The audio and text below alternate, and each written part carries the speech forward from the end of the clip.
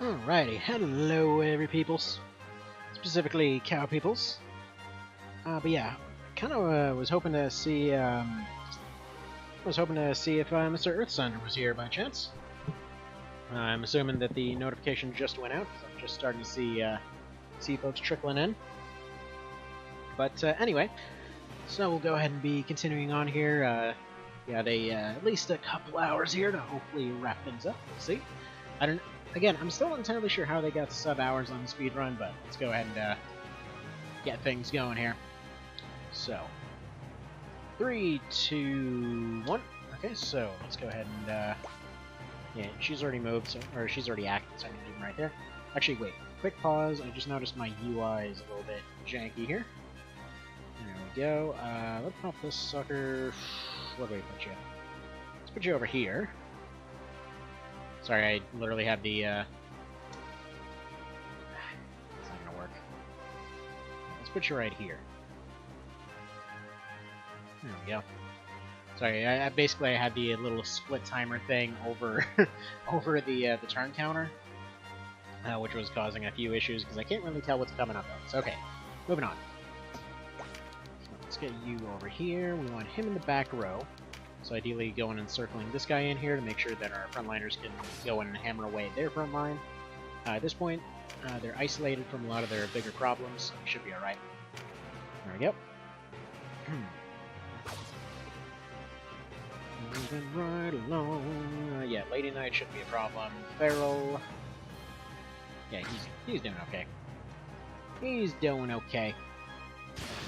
He's trying to get Navarre back up on his feet, but as long as we have a couple of heavies, we should have no problems with that. Wizard guy is dead. Witch lady's gonna be dead. As you do. So yeah, expecting, you know, a few possible issues down the line. Specifically, probably pause is going to be the big one, the big RNG dependent one, I think. Because based off previous runs and everything else, he kind of has a tendency to sometimes run forward and sometimes be amazing. Other times he'll just kind of sit there and take it. Since we're going for a little bit of a different build than I usually use, I don't have his main weakness in my team, so I'm probably going to have to manage his team a lot better than usual. Namely, I'm probably going to have to get a whole bunch of units up around to his back. So that's probably going to be the Spear Knights doing that. Or I might just have the... You know, actually, no. If I have the Spear Knights guarding the bottom, and then they can counter-hit 2 tiles, they have a tendency to pile them up for 2 tiles, it could work. It could work. Alright, Farrell's gone ahead and given me his back. That is a mistake, sir. There you go. Have yourself one of those, and we'll leave it at that. And if you're wondering why I've never combined both Berserk and Last Resort, you can't actually do that. It just does not work. Ah, oh, crap, I made myself some coffee and I left it in the other room. No! I need my fuel. Oh well. Whatever. Whenever there's another pause, we'll go ahead and grab that coffee. Unfortunately, since this game has no actual pauses for stuff, that's why I went ahead and allowed for endgame pauses and things. Whenever I need to go deal with the kids, or whenever I need to just go see what's going on, or whatever else, it's more sensible that way. Again, right now we're just going for a personal best, so no records, no nothing. Technically speaking, I suppose this is gonna be like, this is technically a sort of world record kind of thing, because nobody's done this kind of speedrun yet. So, yeah, let's go ahead and set that bar super low. Why not, right? I mean, it's technically its own category, because it's modded, no saves, no chariot. I think it's weird enough to count. What do you guys think?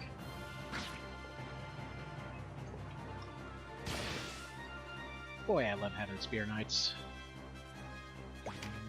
And that right there is why you want to take Feather Step. Granted, sometimes you use it on accident, but it's pretty handy. And unfortunately, he's still stunned. Can't get rid of that. Oh well. Alright, Caster Lady goes bye-bye. Fair enough. Go leave that as is. Yeah, let's go back here. There's another reason for spears. So he's building up TP while he's doing this. Then he can go back up to one of these guys and either use Guardian Force or Aegis, which will help them survive a bit better. Always useful when you need to adjust for unfortunate situations, as we've been doing so far. We've had multiple fights with bad RNG, but I think this team does a good job of keeping things going. And the mod gives you more than enough options to deal with everything. See, that's another thing. Due to the amount of circumstances and the fact that you can't retreat at all, or that you can't re-roll at all or any of that, this essentially also creates a situation where technically any team might be viable if all goes well. Okay, there we go, perfect. Got that crit. Save Folkert, and now we gotta go save Bayan. Unfortunately, we can't refuse to save Bayan because we kind of owe him for some reason, because he's got a boat, I guess, or he tells us about the boat. The pirates got my boat. We should go do something about this. Alright, a little bit of menuing. Give this war ring. As far as vigor rings, we're actually gonna go ahead and put that on these two. Alright, and on to Quadriga. Quadriga. Sounds all piratey. Fitting, because it's got pirates in it. Now, if Sistina had survived earlier, this is when Bayan would tell you, "Oh man, Miss Ladyface is being held captive in a fort kind of off the coast. You should probably go do something about that." And so then you go do something about it. And yeah, it takes quite a while. So instead, this guy's wife is going to survive. Basically, Sistina won't. But, you know, you win some, you lose some. We don't need her for this run, so she'll just survive in another timeline, I guess. Alright, lucky 25%. Now we're going to have real sucky accuracy right now. There's technically a store update that's available right now, but we're not going to be able to access it for a while. Basically, right now we need to do the entire rhyme arc without going to the store and updating anything to try and save time. We'll see, we'll see. We might get lucky with the drops and actually pick up that equipment anyway. Specifically, there should be Brigandines that we want to get, and Brigandines, let's see, we shouldn't have any upgraded spears yet. We should be seeing Boulder Spears and Spatums pretty quick here. Probably with before Chapter 3. There's an upgraded hammer at this point as well, I believe. But we'll get to it when we get to it. We're still doing good damage, so for now we can survive without going to go take care of all that. Last Resort does let our damage carry on in good ways here.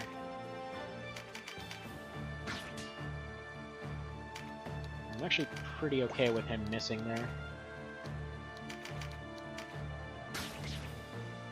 That's alright too. That's less alright, but oh well. Ah, I should have gone for the Aegis there, actually. Dang it. Screwed it up. Need to slow down a little bit, play it a little bit safer.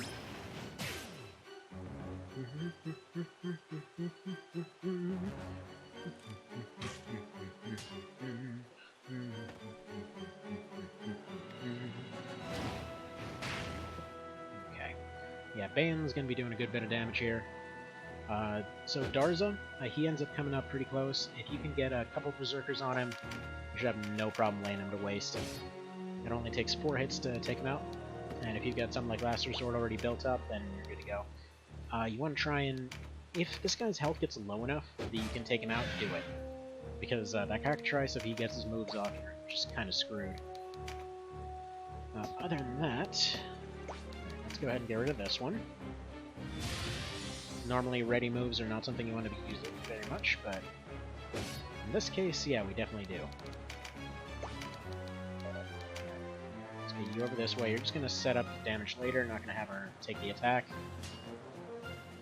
Even when you don't have them attack, they're usually going to be doing good enough damage just on counterattacks and things like that.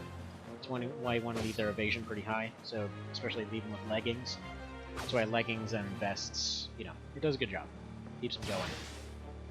Wow, that is the one unit that needed that least. Yeah, Bayan might actually survive this one. It's not a bad thing, it's just not necessarily a good thing either. God, screwed up. Screwed up. I needed to spear that Amazon over there. Oh well, oh well. Okay, we got Canopus. I would use him to cut that lady, but I need... Do you have a knight coming up? Yeah, I do. I have 2 knights coming up. No, she's going to get a turn right now. Finish her. Knights will come up for double stab support, I think. They should have just enough spacing to do it. Okay, go for the Hopongo. Stab, stab, and then last resort, and then that should finish that up.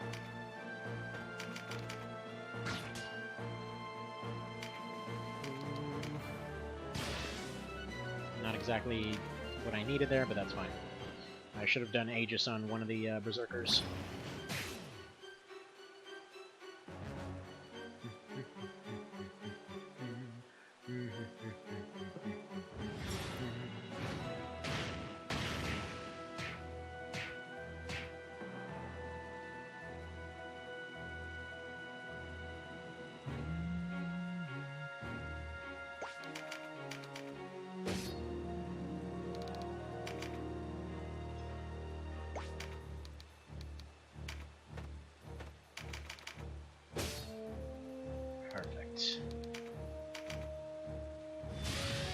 Perfect. I believe they get a little bit of the experience bonus for the damage they do. I noticed that two-hander users typically tend to level up a little bit faster.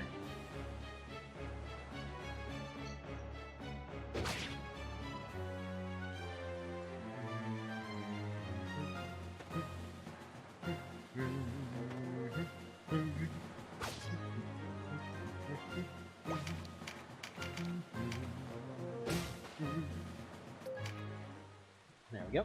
Darza done.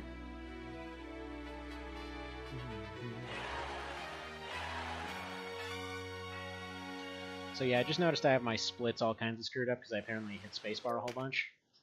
So just ignore those for the time being. Alright. Actually, we're gonna go make a quick shopping trip. Since my splits are all screwed anyway.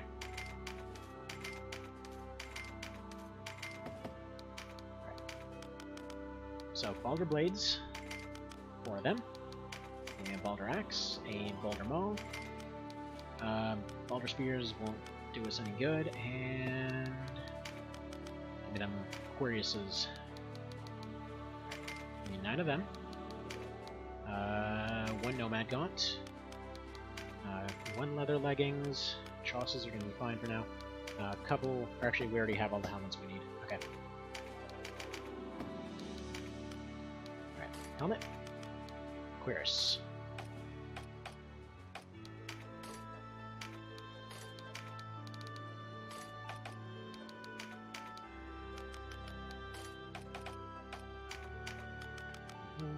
Slight serious mode.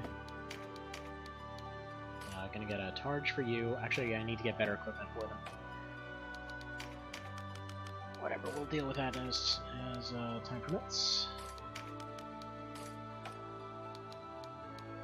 Would like a Targe on you, but can't have it. I need a Balder Bow, Quirus on you, Leggings on you. That's basically his endgame gear for the most part.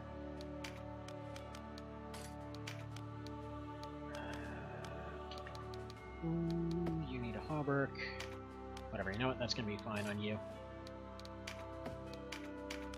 You get a Maul.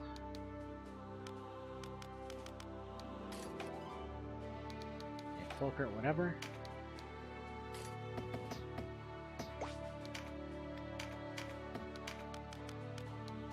That Balder Bow. Some of those, and some more of these, because we're going to need them later.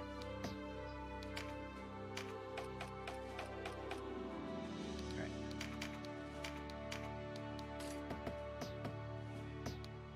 And we're good to go.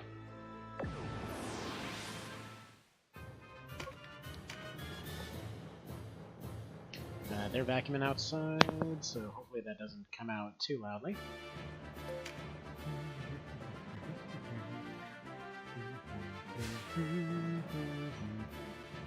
Alright, they spawned in at level 10, so they're going to have their upgraded gear.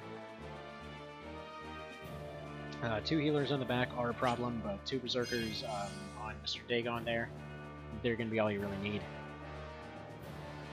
So what we need to do, we need to send 1 heavy around the right. Everybody else needs to go towards the middle. We need to get most of the golems gone. As long as we kind of stay to the middle/left, the golems will try to circle around and go down the middle, which should be exactly what we need. So we're going to actually send you up here. You're going to go up here, and you're going to harass. As you do. Now, I realize that at this point, probably having them on AI would be a little bit better, but, you know, the AI doesn't always know best. So that's fine. I'm going to send her on this way. The other heavy going here.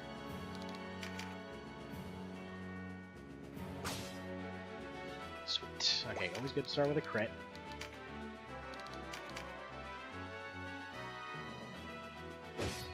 That's not ideal. They still seem to be at their level 7 counterparts, so no upgraded equipment actually.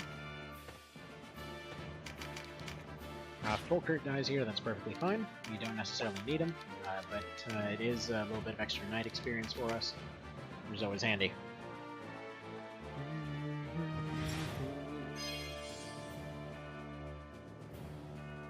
Not to mention he actually comes in with a pretty good rank in swords, so we may actually make him part of the team.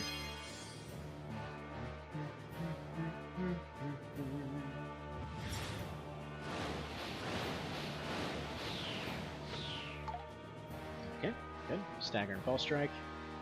Not that that's really going to help when, you know, he's attacking Bayan, who's pretty much almost dead anyway. Okay, that's one golem out of the way. Perfect. He will no longer be a problem. That one's also just going to hang out there, so perfect. Right side is completely open to just circle around. Those guys can't get back up, so don't have to worry about that. Alright, that's pretty good right there. So far, so good. You just charge. You pray. Yeah, good. That hit. Actually, it even crit, so even better.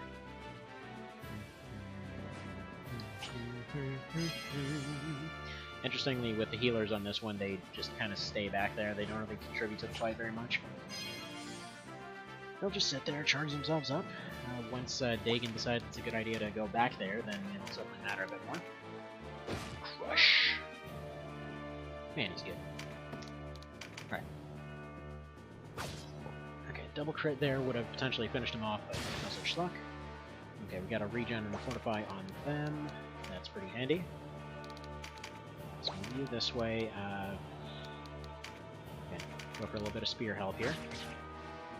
Ignore the friendly damage, that's fine. We're gonna move up here and we're gonna cause that front line to break a little bit. There we go. Give him a Hopungo, because he's probably gonna get casted at in just a moment. And there we go. We got 2 light weapons currently on that golem, but whatever. It'll work. It'll be fine, as long as we have somebody in that position.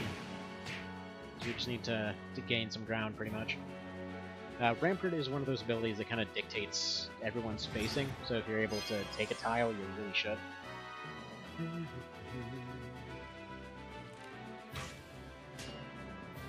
In fact, actually, the knights are going to end up getting Rampart Ore up pretty soon here. I believe rank 2 unlocks at 12 or so I'm probably just going to go pick it up at that point. Just get both ranks at once. So I don't need it yet, but I will need it soonish. I need to buy the Ozma fight. Actually, buy Oz would probably not be a bad idea. Is Bane dead? Dead.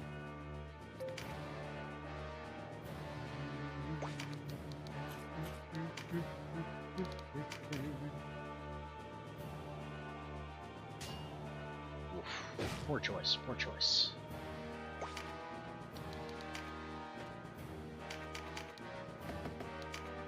Alright, get that last resort going.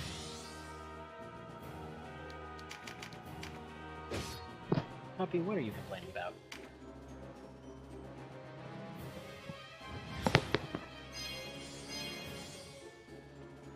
Okay.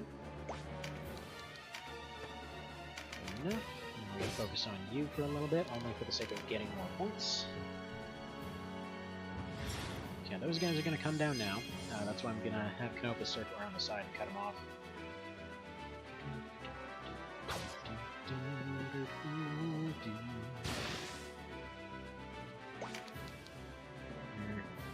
Just shy of being able to get her.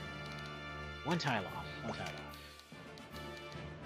This guy, however, can go ahead and do a little bit of a push up here. Get digging a little bit. That sets him up just perfectly. There. Throw that one in for safety. Even though he's really, really, really resilient at this point. That's just the kind of benefit that you get when you go ahead and stack strength.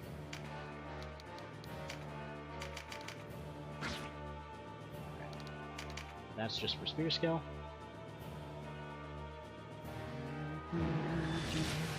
Actually, I need to check if tower shields are available at the store, because if so, I can make scutums.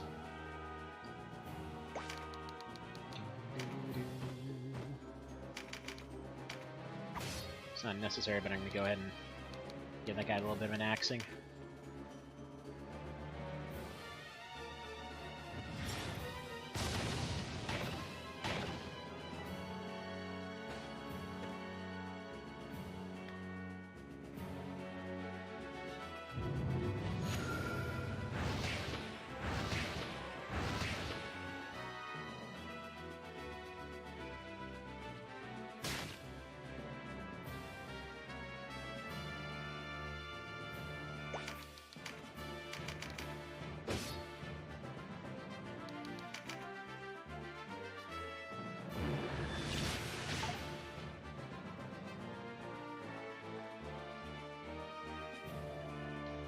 Alright, and back. And that should be checkmate right there. Yes, he needed 30 grand to save his kid, which we would have just given him if he had asked. Speaking of which, apparently, yeah, that's going to be part of the OV mod at some point, if it's possible. So excited about that. Alright, next we got Bode. This is just cutscenes, it's not the actual fight yet.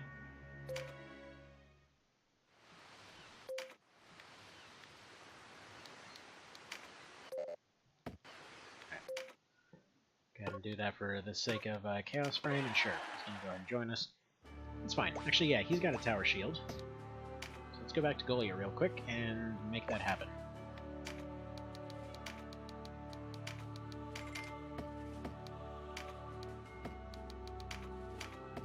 That's going to be the only crafting we're going to do for the most part.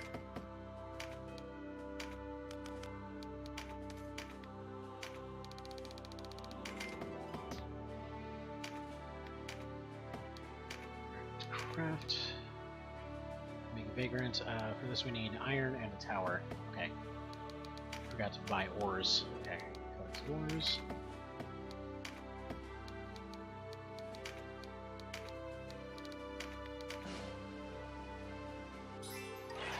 So 4 iron. Probably messing up my timing here a little bit because I'm not actually sure if I need that many. But whatever, we're gonna make them if we need them.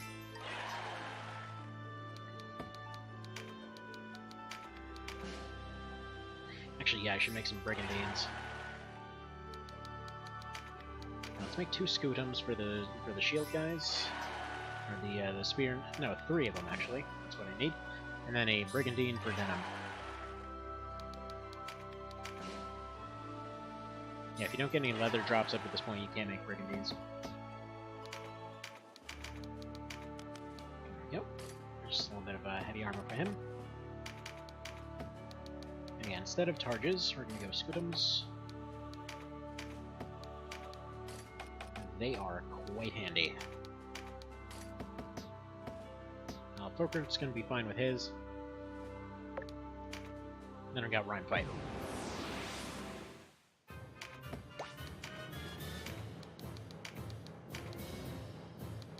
Get reflect damage. Magic. We'll get that later. It's not like he's really going to take much damage at this point anyway, but it's there. Just a little bit of extra goodies, you know?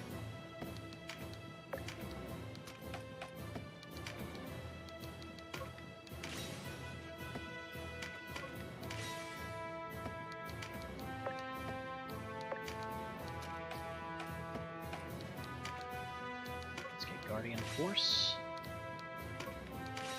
Just in case we really, really need it. And the last thing to round them out is going to be Gonna be a recruit down the line. Actually, we're gonna need tactician as well. Not very good menuing going on here, but you get the point. Okay, reflect damage, sure. As if he doesn't do enough amazingness. And then Colas wins is gonna be the next one on his list. Okay, you still need Guardian. Like she's missing something. Yeah, she's missing Phalanx. Oh well.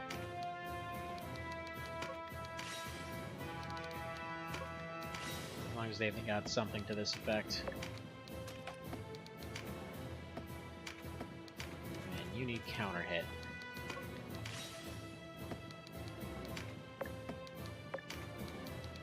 He's actually not going to need a sword upgrade for a good long time. There we go, we're just going to kind of chuck him in there. So, what I was saying is, yeah, he's not going to need a sword upgrade for a good long time. In fact, his next weapon is going to be the Lombardia. So, Zepan.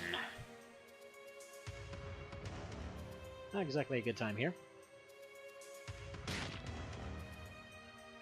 Basically, this fight is not as difficult as it seems, but you do have to retreat at first.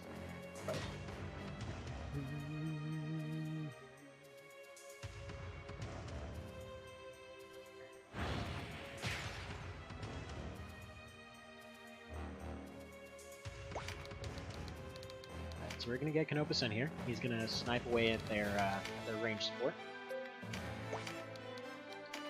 Denham's going to go back here and cut this guy. Under ideal circumstances, he would get a little bit of an upgrade at this point, but oh well. This is why I had him take that heavy armor, by the way. But we need to get everybody else in position to support him pretty much immediately. Casual will usually keep him alive, but you want to break through their front line. This one is just brute force. You can't really push through and start attacking willy-nilly, you just have to sit back and defend.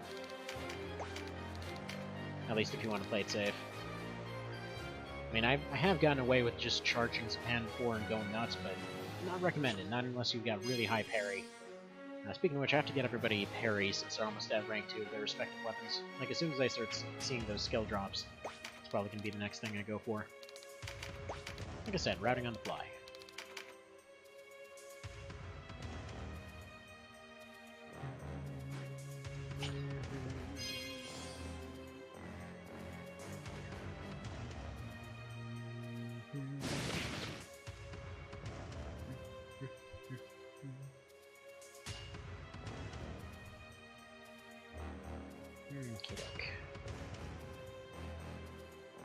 So yeah, she's gonna keep him topped off. She doesn't gain access to heal 2. Well, that is to say, I could have given her heal 2, but we don't have access to that yet. So I'm gonna have one pushing up the left. I'm gonna have one pushing up the right. And once the golems and at least one of the dragons are gone, Japan's usually gonna charge forward, at which point we can actually deal with him. Okay, so you go start sniping until you can get to the casters. You want to play it safe with him to make sure he's not necessarily completely within caster range too quickly. Sometimes Denham will get cut off like he did here. What you do in that case is you just go for the cut, just get as much damage as possible, and end your turn with last resort. As long as somebody else is targetable, they will target him, and his defense will be higher. So that's always handy. If you're able to get close enough to throw out something like an Aegis, that'll really help. But it is what it is for now.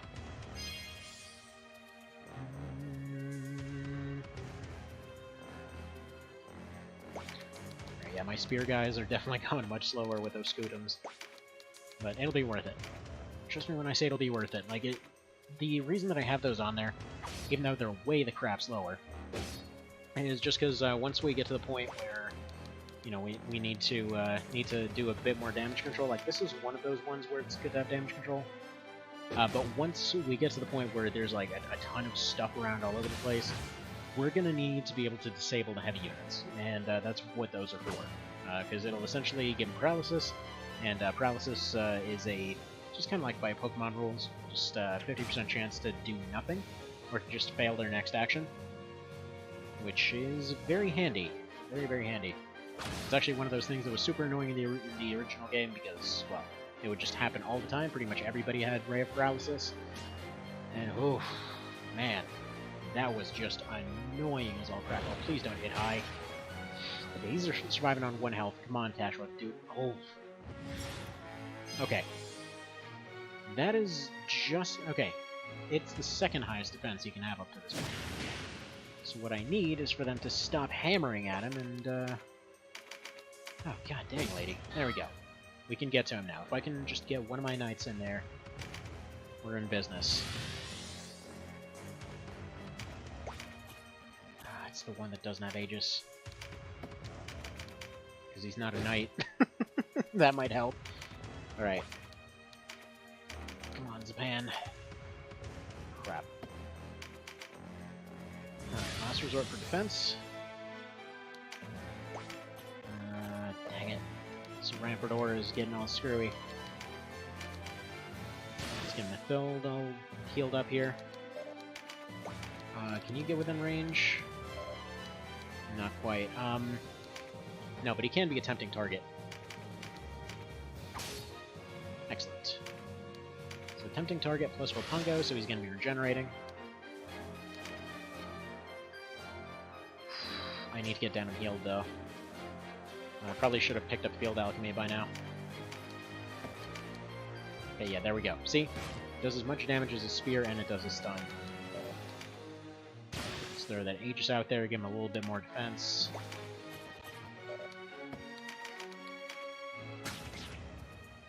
Okay, good enough. You go ahead and throw an Aegis out there as well. Keep him going. Let's get you supporting over around the back here. Yeah, I'm hoping Earthsunder shows up for this one.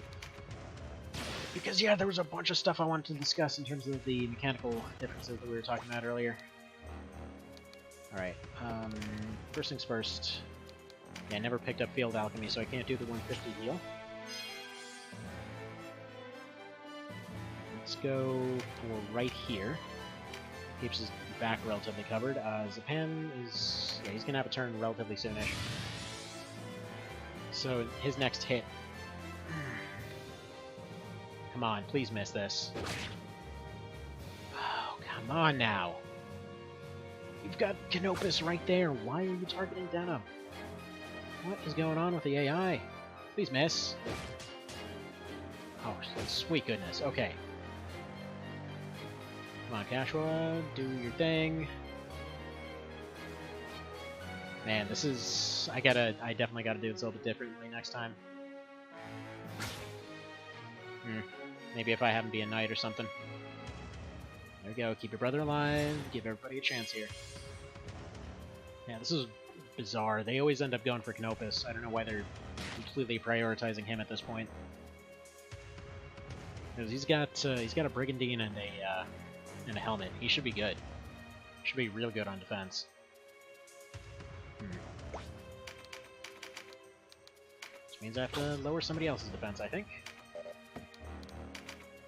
Caster. Good. Go for your big AoEs. That's fine. Everybody else can take it. Just stay away from my leader. In case you're new, showing up to this thing, yeah, this is no saves. So if he dies, run's dead. And he will be able to pass out in maybe a couple rounds here, but for the time being, I need to keep him going. Like, we just need to struggle this out.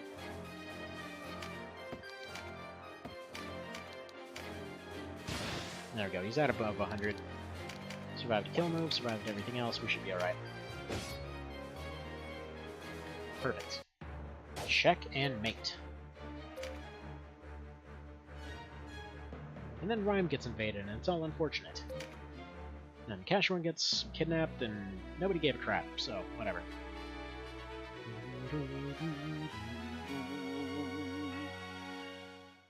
Alright, mash buttons. Go back to Almorica. Alright, this fight kinda sucks, so...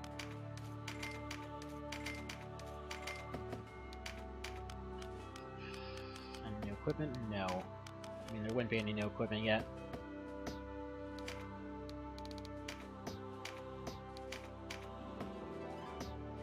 That's all good, that's all good, that's good. You know, we should be alright. We need skills. Lady Knight right here, you also need a thing, but you can't. Okay, whatever, we're just hoping for the best. This fight is probably the first kind of gateway run killer kind of thing. Because yeah, we need to play full defensive here, as weird as that sounds. Yeah, playing defensive in a speed run. Okay, swapping around, leave the knights in the front row. And this is a kind of two-part fight. Technically speaking, for a win here, all you need is for Ramitos to die. Now, since levels don't really matter that much in the mod, what we have here is a situation where no matter what, she's going to do devastating amounts of damage. The archers with the crossbows are going to be somewhat of a problem as well. But what we need is to get Zapan out of the way, because the amount of damage that he does is absolutely preposterous. Also, I forgot to pick up Field Alchemy, or rather I didn't have the points to pick up Field Alchemy yet, so whatever. So what we're going to do is we're going to retreat everybody to the back. Let them come this way. Zapan and the Knights are always going to run forward. The Knights are difficult to get rid of, but the heavy weapon guys can usually take care of it. So meanwhile, Zapan is one beefy boy. Like, that guy is going to take some punishment, and he really dishes it out too. So what we're going to do is, yeah, we're just going to lure him into a trap. So we have 4 Berserkers. Ready to beat the crap out of him, but we need to set up that trap first. So we're gonna have 2 layers of phalanxes. So first off, he's gonna come close. We're gonna have all the defense knights go run up and smack him once, and they should have enough points to drop a phalanx behind him. Once we have him enclosed in our little bubble, we have the Berserkers take care of him. At which point he'll escape from the fight and go try to rape Cashua for some reason. I don't really figure that logic either, but whatever, I guess they had to try and make Vice look like a good guy, even though he is a massive psychopath.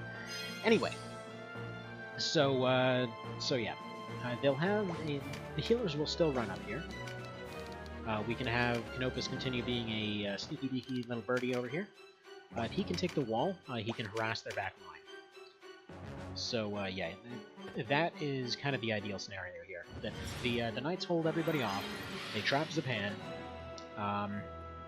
and then yeah, Zapan gets eliminated.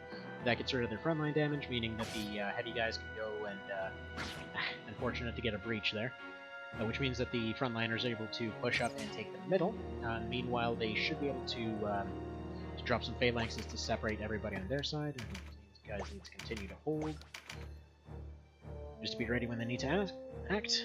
And he's back? Yes. Yes, I've been back. I was back for a little bit here, actually. Actually, yeah, you're going to go for a cut, just because you're very close to be able to throw out an Aegis. So, yeah, an Aegis on you. All these knights need Aegises. Chat isn't updating on stream, isn't it? I'll pause it real quick and check. Give me a minute. Okay, pause. Let me check. Okay, disable performance mode. Oh, yeah, it isn't updating, huh?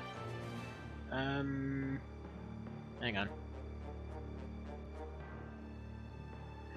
Let us re-add chatbox 1. Thanks for letting me know. Yeah, pardon the stutter if you could. Alright, there we go. Let's pop the sucker over here. There we go. We're good. We're good. Let's set this back to performance mode. Minimize out of that, and we are good to go.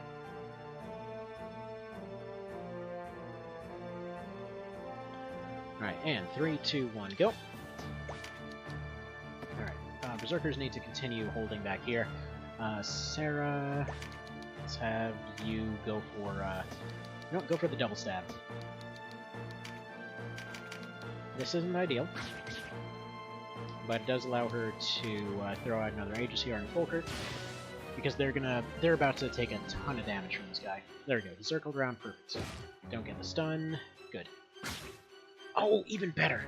Even better, okay. So we may not need those Aegises after all. Poke. Go ahead and throw a little bit of a bonus on one of these guys, and there we go. Okay. It's good to go. Probably should have gone for the Scootum hit there, but I was hoping to get a fail. Oh, they're not. I'm an idiot. They're not going to be able to use Phalanxes. I forgot to put Rampart Aura on them. Brilliant, brilliant. Way to use your brain, genius. Okay, whatever. We're going to pick up Rampart Aura soonish. Nope, you need one tile closer. There we go. I'm not going to have him use his recovery skill just yet. Basically, I want to have him save his turns as much as possible, because he's got to spend a lot of time moving. Alright, well, at the very least, they're going to be relatively defensive. See, and this is why you want to have him completely surrounded by 4 Berserkers that are going to take their turns at the exact same time. Because you just need one coordinated squish from all of them. Because he can get healed like crazy. They've got 2 healers that will go for full heals. So if you're going for a speedrun strategy here, like the best, most ideal way is just to take this one very, very slow, take them out one at a time. Given that that's not an opportunity here, we're going to essentially go try to hit this guy once each. Alright, we got 2 more Berserkers coming up. I just noticed I made a mistake with my movements. We might still be able to get out of it, though. Right. One of these needs to crit, ideally. Yeah, they don't have any healers coming up. Come on, please crit this. Actually, the Knight. No, that's gonna be Fulker, or not Fulker. That's gonna be Voltaire. So he's gonna be our hammer guy. He might do slightly more damage. Hammers technically are supposed to do less, but against a heavy they sometimes do more. Okay. Yeah, Ninja's not the most threatening thing in the world right now, especially not on the front line. Don't know what he was thinking. He thinks he's big and scary boy. Good. Alright, so he's gonna retreat. That gives us 4 guys with Last Resort. That should allow us to hopefully break down one of their knights. I can get Canopus up to the castle wall in 2 turns, so he can start sniping down at everybody. Yeah, there we go. He's already attracting the archer's attention. Getting those crossbows out the front line will be a good little pressure remover. Alright, Fulkert. Let's get one of their healing guys. I'm gonna want this one gun next. I wish I would have remembered to do to do my skills properly here.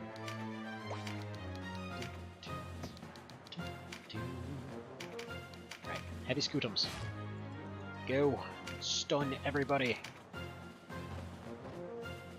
Nice thing is, about a stun, if they have nothing to heal, they will, basically if they're stunned, they'll either miss their turn for 50% or a healer will decide, hey, it's a really good idea to go ahead and try to save this guy, and then they'll go for it. Alright, he's already stunned, go for the poke, and go for the defend. Yeah, let's go up here. It's fine, so we control that front line. Everybody else should be able to take out that guy, the fencer back there. Just because he has a very annoying habit of getting himself through to cause all kinds of trouble. Alright, Guardian Force. Since 2 Berserkers are going to be right next to her, she'll go ahead and absorb damage for them. You're going to go ahead and lonk at this caster right here. Yeah, Pungo. And in fact, I'm going to go ahead and have him take the scenic route. Because this way they, all of the ranged elements should turn around and go aim at him. By the way, can anyone tell me, is the sound alright at this point? Yes, no, baby, so...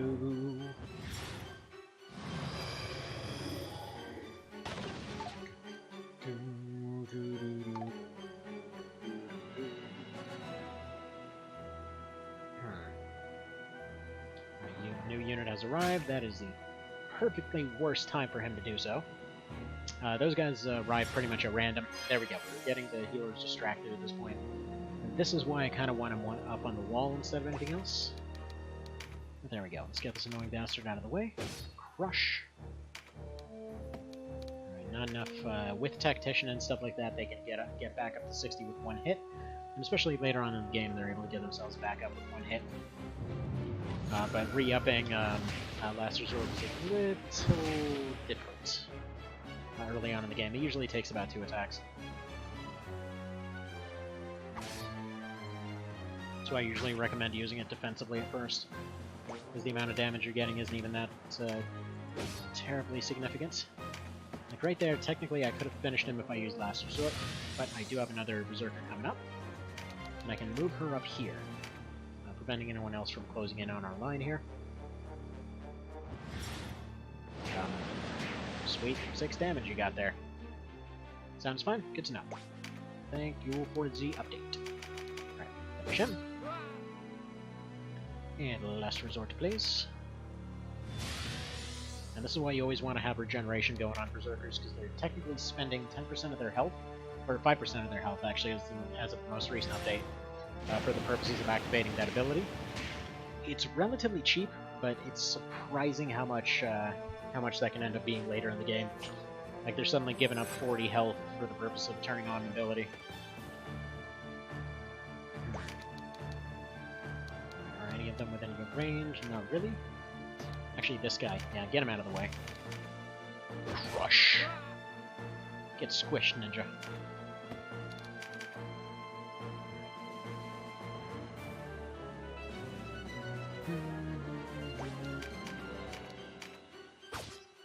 Let's go for a cut. And another Scootum. And this... No, I don't want to break the line just yet. Let's re-up your regeneration.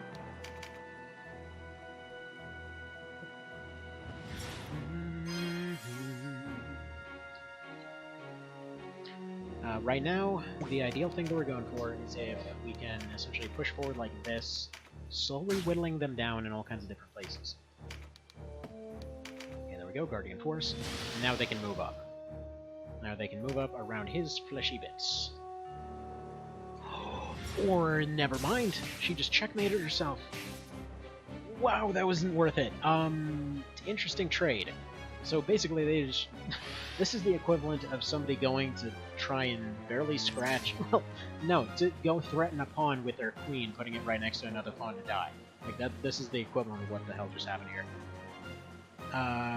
Okay. That's fine. That is a very strange decision you made there, Rainbows. Not to mention you just let herself get stunned. Weird. Like, I technically don't have ranged options other than Canopus. But if my Berserker on the right acts first, I don't know for sure if that's what happened. Okay, you're actually going to move up here. Canopus is going to run up and just take a very, very risky move for the purpose of making this happen. So, Dead Anchor. If this doesn't actually get her, like if that Berserker doesn't get a chance to move before one of their healers do, I probably should have taken a quick second to check if that was happening. In fact, yeah, it looks like one of their healers is going to go first. It's still possible. Still possible. He's going to draw a lot of their fire. She's going to get back up to about 220, or 240 by the looks of it. Alright, she's going for... Doesn't matter. Wow! Holy crap, they're spawning units like crazy this time. That's...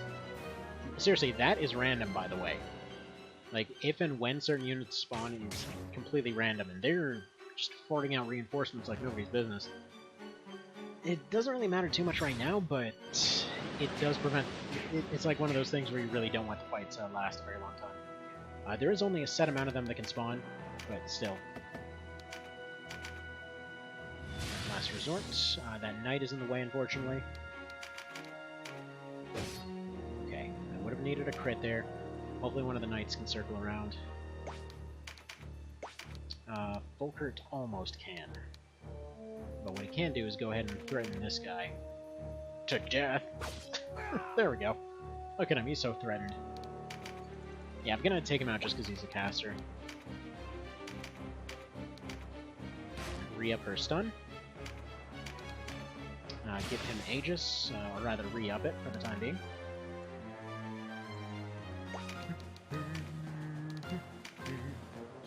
Alright, healer's gonna heal. Oh, that's getting real annoying. I wish I could get one of my knights in there. They got that one annoying bastard up there. That's fine. That's fine. At this point we have her more or less surrounded. Like, for all intents and purposes, she's just done. No, but this is one of those ones that does tend to turn around real quick. Like, there's a lot that can go wrong, and in a lot of cases I've had her surrounded with berserkers and she still managed to pull it around. It's just, she does a whole lot, she's really, really tanky, and her healers are very fast. It's not like, ooh, come on with that 40%. Okay, come on. Dodge it. Good. I need him on the wall right now, and yeah, the timing on those healers is just, oof. They're basically just constantly going one after another. But this is why you need such heavy damage to take her out.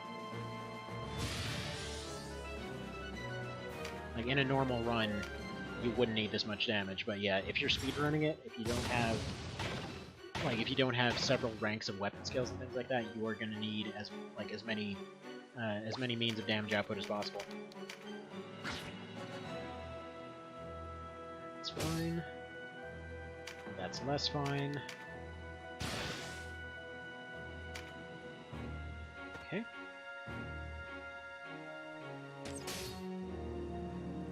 God dang it. That's either really good or really bad, depending on how stuff pans out in the next couple seconds here. Because that might allow Fulkert to go in, but if... Actually, no, Chuckle Boy's Rampart shouldn't reach that far. So actually, that might be really good. Fulkert. Yeah, no. Checkmate. Yep, Spirits told her everything, etc. Alright, who's ready to go neutral? Who's feeling neutral? Who feels like saying hello? So next we got Passageway.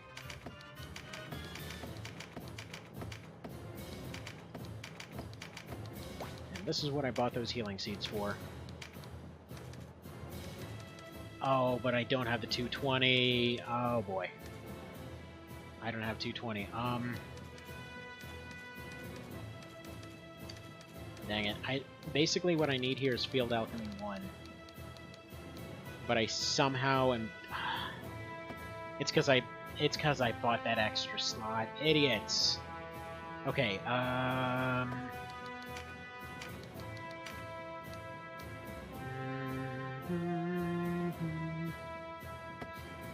don't know if those 5 bit are gonna be enough. Okay, so we're gonna have to hope for the best. This might be another run killer. Vice can be a real problem.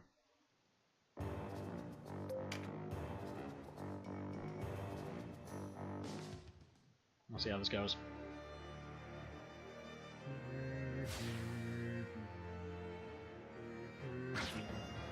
So yeah, we do way more damage than him, but he's got really high parry. That's the problem.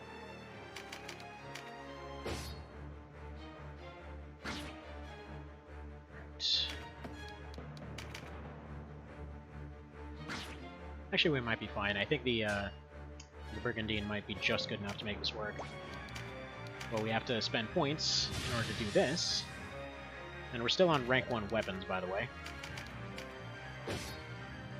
Alright. He goes for a melee here. Okay, perfect. That's fine.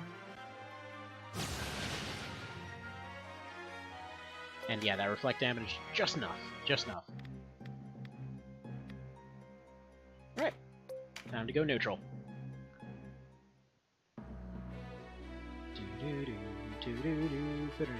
And a quick pause. So I need to go check on what's going on in the background here. As soon as I gain controls back, we're just going to go ahead and pause it real quick. That. and... oh crap. Gotta go through the entire chapter transition. 4 weeks. Yes, yes, yes. Lots and lots of plot happens. 2 chances to save, and then, yeah. Brief pause right there. So I'll be right back.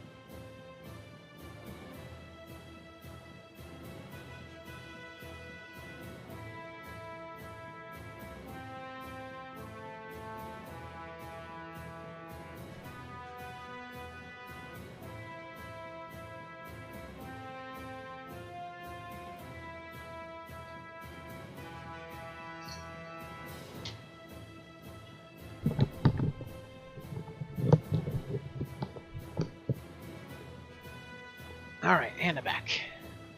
So, who's ready for arguably one of the best plot moments of Neutral? Like, what I just want to say before continuing on with the run here, like, I know I mention this every time, but man, Neutral is just like, it's all about the on-point tragedy. Like, it's just what happens with Hector, it's just a sad, dramatic last stand. What happens with the Duke? What happens to Lenore? Like, everybody's trying their best, but they just can't get there.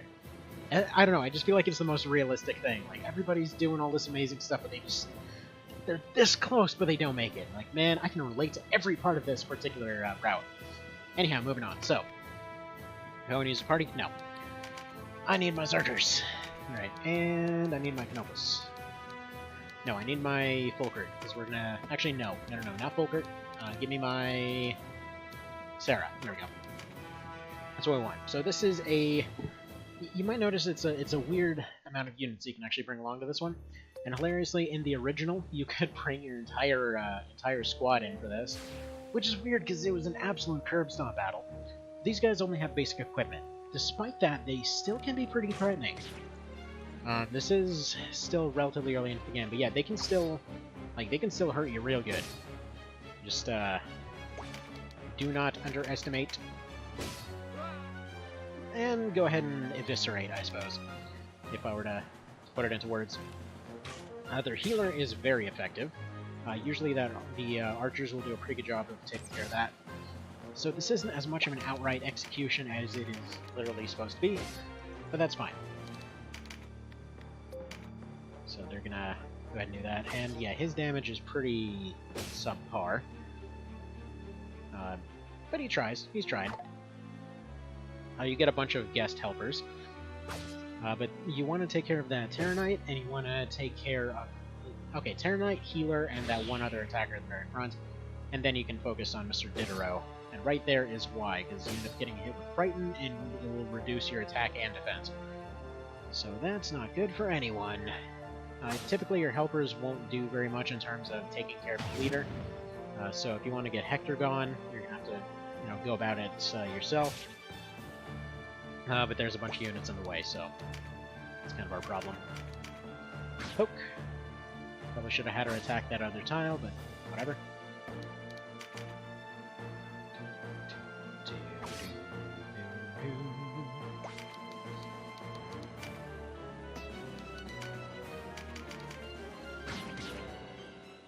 Yeah, it's kind of funny how the mod actually causes the default in-game loadouts to make more sense. Like, every time that you saw an axe with, or a knight wielding an axe, like, sure, realistically, they had axes every now and then. Why not? But then, you know, if you ended up looking at the game itself, there was never a reason for them to do anything like that.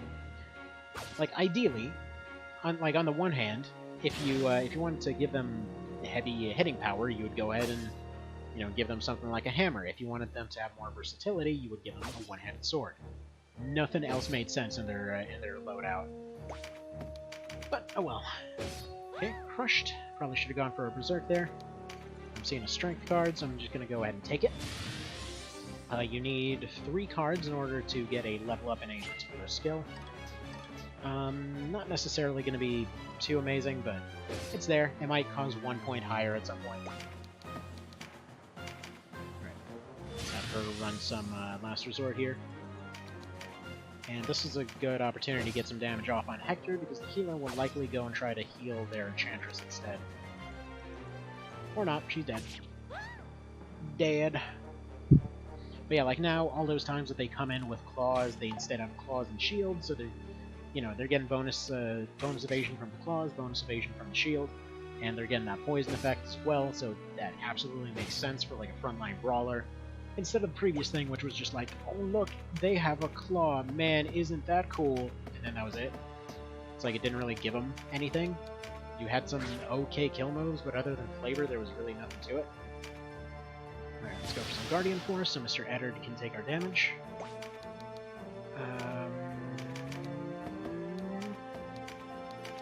We'll go ahead and go for a stun here.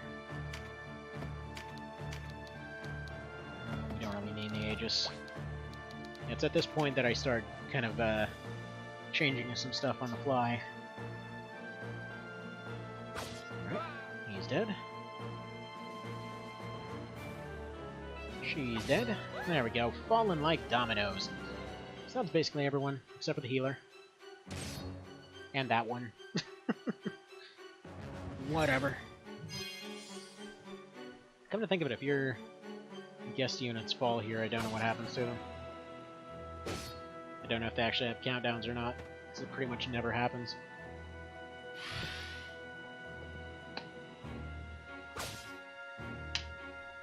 That damage, though. Yeah, it feels like this fight is a little bit more toned down ever since they did the armor rebalance. So I guess, to be fair, that might have been why they were so threatening in earlier patches. Alright. Mr. Dudeman, it is time for you to go. Goodbye, healer. The healer is the only one that suffers absolutely no overall viability loss when it comes to the fact that they're using basic equipment. Also, no, I need you to use your Zystone, please. Thank you. Pokify the Mr. Man. Leave the rest as is. You go ahead and pop your Last Resort. Give him a big ol' smack to the side of the face. Probably should have brought Volterra over for this one, shouldn't I? Come on, Hector. Do that last stand. Also, we could have gotten a bit more damage off, but unfortunately Lenar is being a doofus.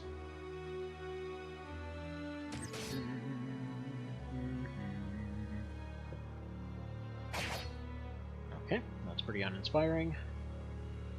At least it's better than the 1-1 that he did originally.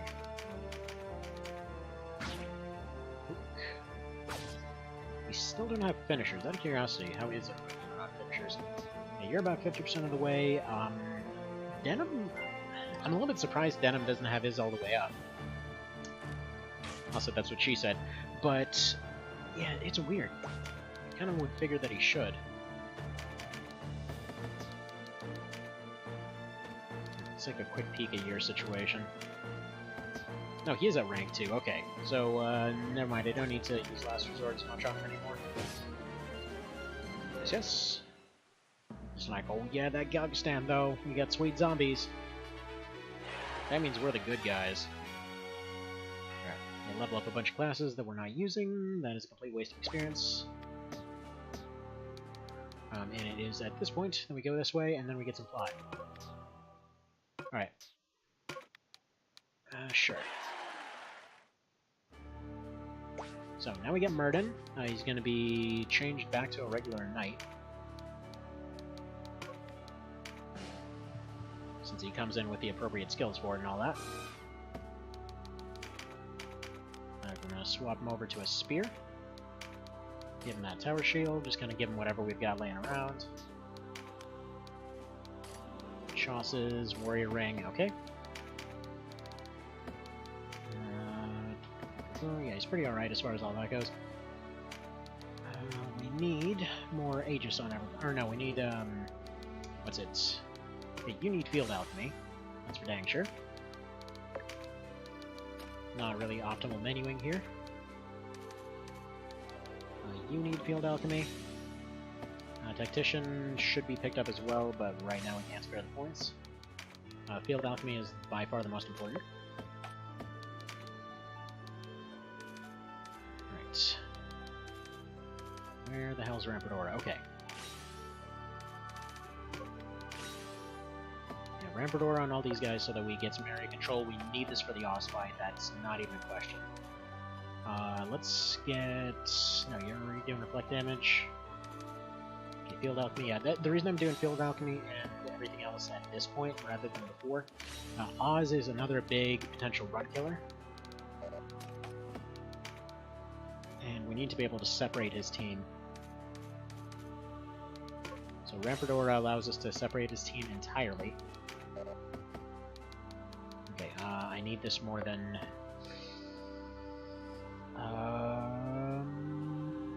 more than Aegis, I think. No, I need it more than Guardian Force.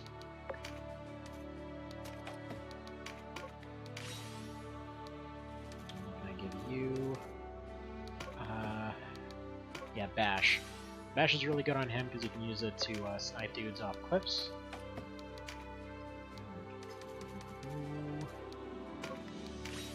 This time you got enough points, so you're just enough.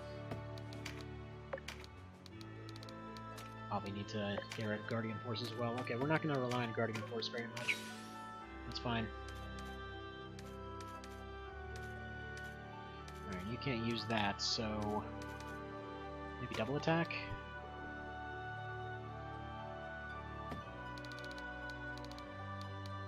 Let's give you Berserk.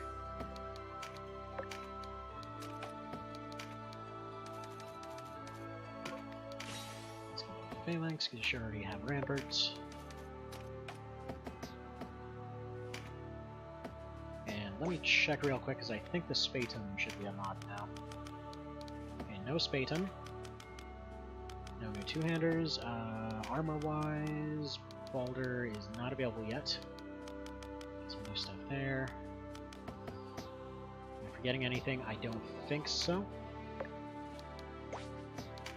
Let's hope I'm not forgetting anything.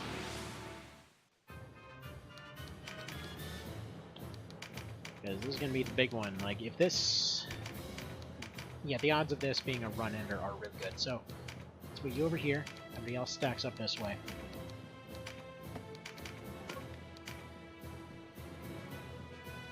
So this fight has killed me off on even, like, slow runs. Pretty regularly, in fact.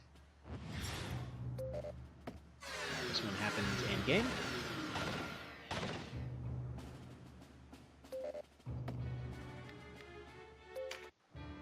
Alright, so she's up there as a distraction. And conveniently, because it's the mod, it actually does a whole AoE thing, so it ends up hitting the couple guys that are holding her as well.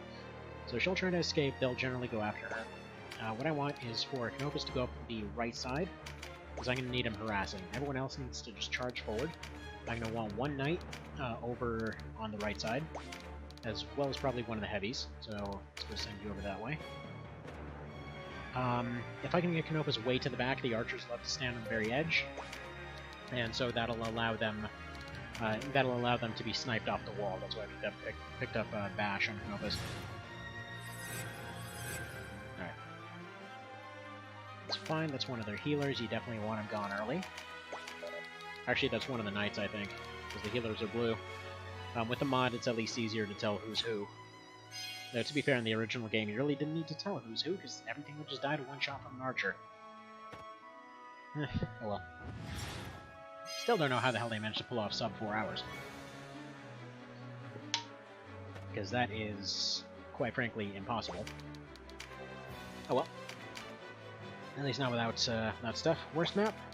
Somewhat. It's definitely the scariest. This one's really hard to navigate around. It's pretty fun if you know the tricks, but yeah, it's a rough time. So normally I'd rush forward to try to save Saria. Instead, we're going to use her as a distraction. We got good RNG on Oz. We just decided to go charge ahead. Sometimes he'll stay back, sometimes he'll charge. Generally, if he charges, that means you can throw a phalanx behind him. The best way that I found to do this fight on a speedrun is just to, sorry, I broke my chair over here. Best way I found to do it on a speedrun is to just kind of pull everyone forward, take out his two Swordmaster guys up in the front, and, actually no, I'm going to need heavy damage over here. As long as you've got some heavy-ish loadouts on your Berserkers, they shouldn't be too badly affected. This is basically like a whole D-Day looking situation over here. Right.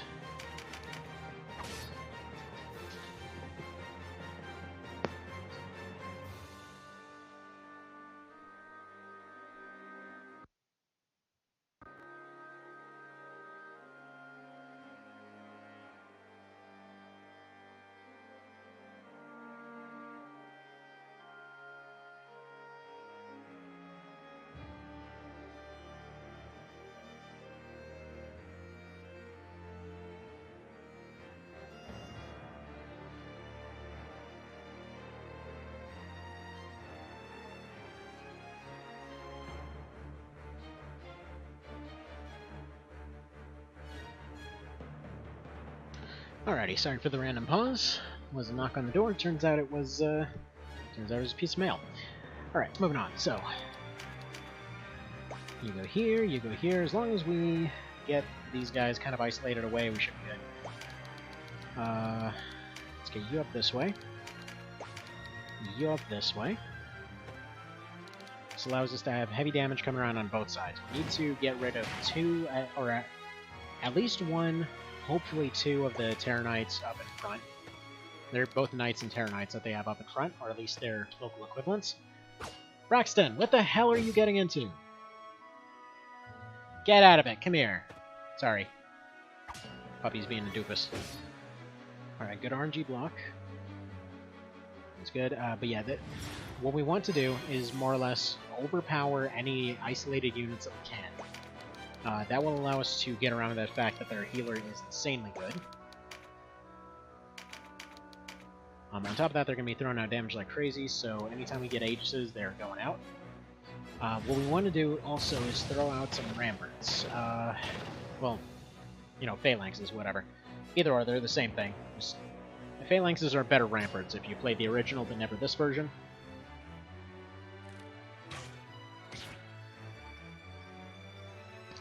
Man, it's weird. Every time that there's a noise, this puppy's just going around getting into everything. Like, oh my god, friggin' stress eating time. Okay. Actually, there's a very rare opportunity for a successful Berserk. At least in this map. So there we go. Nice Berserk with no consequences. Other than maybe a little bit of an RT delay. Perfect! Oh man, that could not be better. Okay. Gets her just in range for a last resort. That should up her defense. You can go in for the finisher. No, actually, you're going to have to go for her front.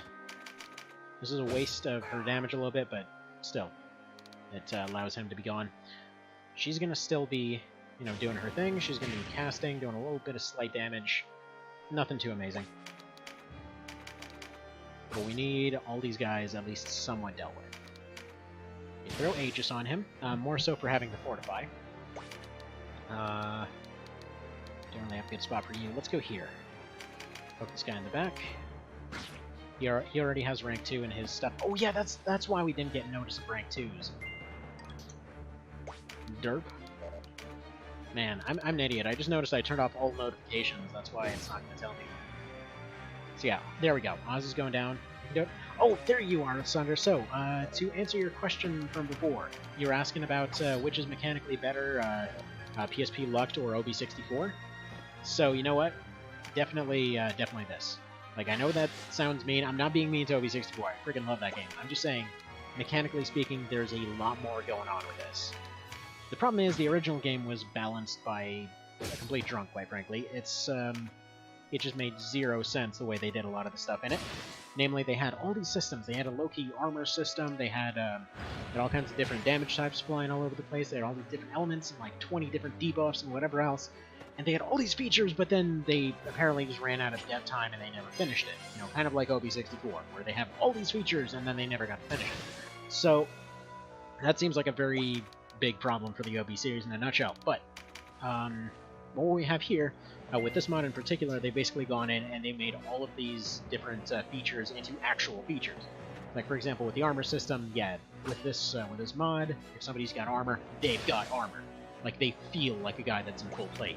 So, you know, like, that stuff, despite what a lot of RPGs like to portray as, that stuff protected you real good. Like, it was the local, like, the timely equivalent of just being in a tank. So, yeah. Like, sure, you know, if they got knocked off a horse or something, it was gonna hurt real bad, but, I mean, it was, like, friggin' like a thick coat that could probably take a few hits on its own. Plus mail on top of that, which was, I mean, you could pretty much, you would need a spear charging on a horse to break through it, contrary to some opinions. And then on top of that, you got metal plates. So they were functionally invincible to a lot of things that were not hammers. So, like, if you had a, you know, a long spear on horseback or something that got lucky, that was probably the thing that would do them in. So that's, either way. Point being, yeah, they were more often than not knocked out rather than actually have their armor broken. Which is why so many suits of the stuff are completely intact today. Like, they can even tell that they've been through, you know, all kinds of wars and whatever else, and like, yeah, no, it just has some scratches. So if I can get an Aegis off on Chariot, that'd be ideal. Right, I'm gonna turn on the Last Resort early, because I want to try and see if I can finish off this guy. Rush! And then let's move you up here, get you a little bit out of the way. But yeah, there's a ton of stuff going on here. You've basically got a 3-turn structure to every time that you move. You've got your actual move, you've got your action, and then you've got your active abilities, which are stuff like these other things that I'm throwing out. Okay, let's go throw this out here. But yeah, no, Artist Thunder, I actually have an entire site dedicated to just cool stuff that this mod did. Like, it's to the point where I worked on that thing for months, and I still haven't even covered a massive chunk of stuff. Like, I've covered most of the basics at this point, and I'm waiting to do all the item and magic and everything else guides once, you know, once a little bit of time has passed and he's been able to get the bigger updates out there. Alright, I'm going to move here, let another attacker move into place. Let's go ahead for a poke here. Oz is almost definitely going to get restored here. What I want is to take this high ground as much as I can. But yeah, so like, for example, when there's 2 units fighting, you not only have weapon proficiencies that matter on both sides, and they learn based on weapon proficiencies, their ability to dodge, their ability to parry, their ability to deflect certain types of damage, their, like, sometimes... Oh, crap, you got a super move off. Okay, then some plot happens. Yeah, that super move, that thing hurts. So at this point, I can get some guys up here to take out their support elements. Alright, there we go. He's getting low on health, so I want to try and take one of the squishier ones down. Let's get Tim healed up. Yeah, you've got stuff like regeneration, several different... By several different, I mean there's a crap load of different debuffs going on in this game. So, may I ask about Texas class system? What do you think about it? I like it, kind of. I think my favorite one was Knight of Lotus, wherein you kind of had a mix of a whole bunch of different things. So, for Knight of Lotus, you had a system where A, you needed your stats, but B, they were oftentimes locked behind certain emblems that you had to achieve, which were like little mini achievements. It's like, for example, to get a knight, you have a soldier that's gone and attacked several things from the front multiple times. So, you know, they're just going and they're just attacking from the front. They're a frontline soldier. It fits. Yeah, Voltaire took a pretty hefty hit there. Let's get him regenerated. When it comes to like sword masters or something like that, they have to evade 5 moves in a row, or an archer has to use a bow as a soldier and end up hitting a bunch of stuff with that in a row. Like, you get a whole bunch of cool little mini achievements, and so, you know, you unlock the class that way. It feels very nice. Like, of all the class systems, it definitely feels the most natural. And the original SNES version of Let Us Cling Together, used a system that only used stats and alignment, and I believe for priests they had to never have killed anything. And then for I mean, it was basically you had some background requirements, but mostly it was stats. Like Terror Knights had to get 5 kills, I think. Or no, 25 actually it might have been for Terror Knights. But let's be honest, Terror Knights always sucked in the original games. They were just absolute hot garbage. Their entire purpose was to sit there and look scary so that they scared everybody. Yeah, that's a real good class. It's like a 10% debuff in a relatively large area around them. Sure, but it just, you had to go through so much effort to get them. Anyway, they kind of sucked was the point I'm trying to get at. That being said, in this one, the PSP LUT system was essentially you have to get class marks, which are more or less licenses in order to use your different classes. Also, not exactly ideal because you're basically you're literally just getting an item that allows you to become that class, which I guess allowed them to be more specific about locking off certain classes at certain times. But I can't really say that it was a particularly effective system because it just led to a lot of frustrations, especially to stuff like Necromancers, where you run into Necromancers all game and then you don't actually gain access to them yourself until relatively late into the game itself.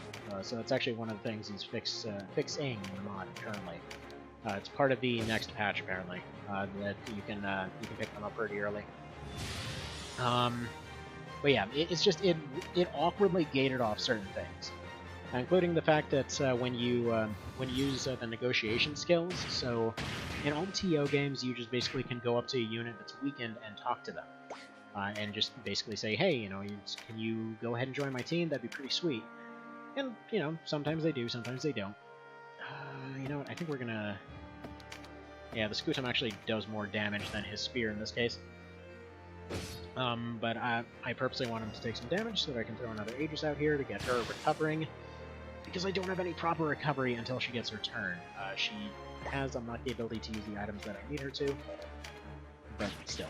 There we go. Let's get the double split. Come on, give me the double stab. Double stab! I love that. I love doing that kind of stuff. But yeah, so overall, I'm not a massive fan of the way that this game did the class system, but it's functional. Like, with the mod, it's actually pretty alright. You just basically go, you buy your license for your class, and they can now become that class. There's no other requirements aside from that. Alright, now you need to go deal with this little buggery right here. So he's up here to harass and nothing else. If I can get the other guys to fight their way up there, might make some decent progress. Alright, come on. Like, we're not doing bad, but we're not doing ideally either. Especially not because of that. Alright, give me that double stab. That double stab. Okay. That's weird.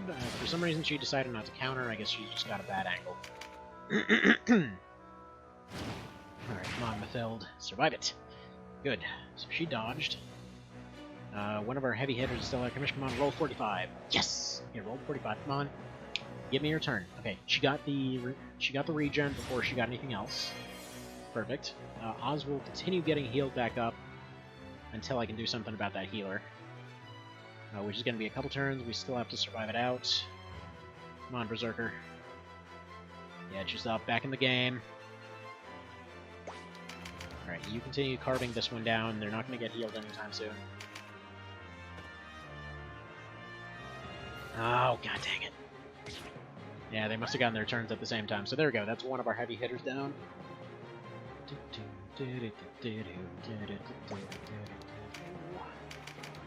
on, get in there. Lay waste to these guys. The problem is they are throwing out poison and power moves constantly, so... yeah, he's gonna lay waste to everybody in a minute here. These guys are probably screwed. If I can get Timmy some healing, that'd be something. Right now, I can't spare anyone to make that happen. In fact, I can't even... alright, you just sit there for the time being.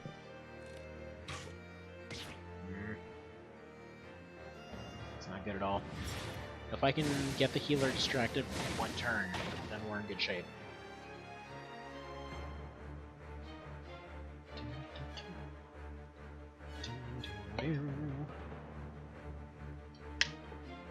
I should point out, even though these are the classes that I'm using right now, this by no means says that these are like the best whatever classes. With a mod, there's not really best classes. It's more like, just are they... Well, all of them are good at different things. They're all good. They're just all good at different things. So, unfortunately, another one down. So yeah, don't take this as knights are like the ultimate end-all, be-all, destructive force of everything. We now have... Oh, come on! Give me my turns! Okay, he just lost his last resort. This is the problem with the Dark Knights, by the way. They are very fast. And there's another one down, and that starts the death timer on me here. So this might be a rip run, unfortunately. Okay, we gotta do it risky. We gotta do it risky. Hope Voltaire comes back. Alright, let's get you back in business. Alright, put you there. We're gonna have to hope that Voltaire comes back, and he comes back in a big way. Alright, come on. Okay, they're gonna have very, very low health. That's fine. This is just enough to throw an Aegis on her. Okay, he's going for the heal. Perfect. Perfect. Okay.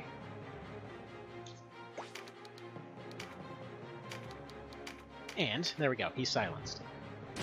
That worked out perfectly. So, don't have to worry about him casting anymore. He's disabled for at least 2 turns. Voltaire's back in business. Come on, Voltaire, please tell me you have a finisher on you. Alright, come on. Alright, she's leadened, so she's not going to be dodging super good anymore. Come on, give me my turns. I'm not even getting much time to... Getting 3 attacks off. Okay, whatever. She's dead. That sucks, because I needed her damage real bad, but unfortunately she's not going to take a turn anytime this year. Okay, so, that's fine. This is what happens with Dark Knights. This is why they're scary. Because they have slightly lower recovery time than everybody else. Oh, come on! Oz, how are you acting already? You just nuked everyone. Okay, come on, please tell me he's got a finisher in him. Very good. Cornell still might be low enough to the point where we can use him to jangle some stuff here. Come on. Voltaire, I swear, dude. This is no time to take a vacation. Take your dang turn. Yeah, Voltaire hasn't had a turn in ages now. Okay, I'm going for the axe here because I want to get some finisher. Okay, he doesn't have a finisher on him. Okay, good. He got the crit, so he's not getting anything else. Okay, last resort. That's good enough. I'm not going to risk it. He's going for last resort. Yeah,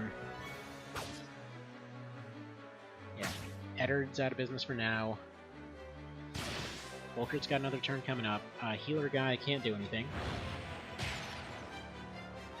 This is going to be tight, but we might be able to pull it off. As long as he doesn't have any item heals or disables everyone. Unfortunately, that's the thing with Oz. He's very good at taking pressure. Because you get a ton of units on him, he's going to have that kill move. Okay, if we get the crit, maybe.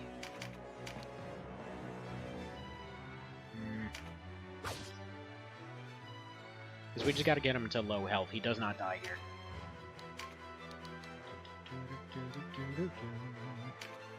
Okay, this should prevent him from moving. As long as he goes for full crit, we should be alright. Backup strategy here. Potentially Canopus can just rain death in the sky. Alright, and you know what? I'm sick of dealing with this guy. Goodbye. You're healing bull crap out of here. And you're going down to assist. So at this point, yeah, no more healing. He's still scary on his own, and he might have item heals. I don't think he does. He usually doesn't. I think I only saw him with item heals once. And that only goes up to 150. But he's still got regeneration. I'm going to have to put a quick pause in here. In just a moment. Come on, stop with your lengthy animations. Okay. Please don't go for Canopus. Actually, even if he goes for Canopus, that should be okay. No, no, don't go. Actually, that's alright. He killed himself. Okay. Yes. Went for him. That sucks, but this also means that Canopus can fly down. Ooh. And I forgot he had reflect damage. Actually, wait, he does die here. Wait, I'm thinking of, I think I'm thinking of Law, where he ends up disappearing. Yeah, no, he does die here. Please survive. Come on, people. Come on.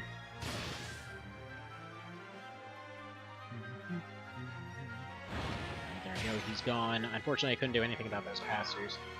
There just wasn't, it just wasn't in the cards to be able to handle that on time. Okay. Can't do Driving Cup, I can do Anchor. This means Folkert might be able to walk in and finish him.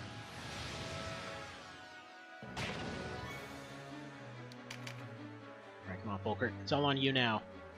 You got this, rookie. I was expecting him to parry.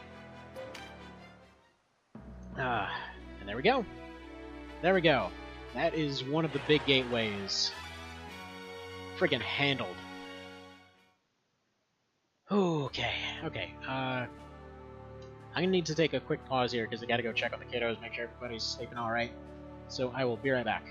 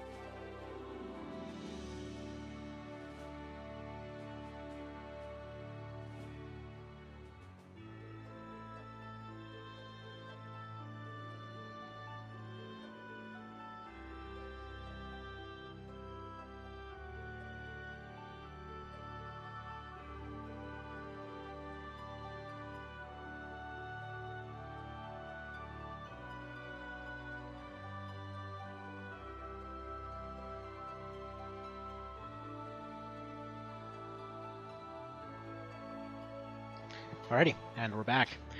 So, let's continue onward here. Man, that's actually gotten farther than most just regular Iron Mans I've run. Whew. Gotta say, I'm actually really liking this route. So now, okay. Give me my Spatums. Don't have Spatums yet, dang it.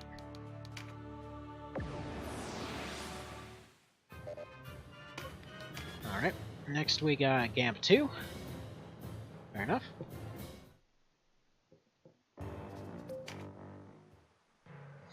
So now with this fight, unlike the previous one, attacking his monsters does not actually give you any benefit. In fact, it's actually a massive detriment to you, because if you end up attacking them, he will do, well, he's got 4 moves that are unique to him. It's weird because they specifically programmed them in both versions for only this fight, wherein he will, for example, give himself a complete full insta-heal, and, actually, let's go here, yeah, you're gonna go take up here.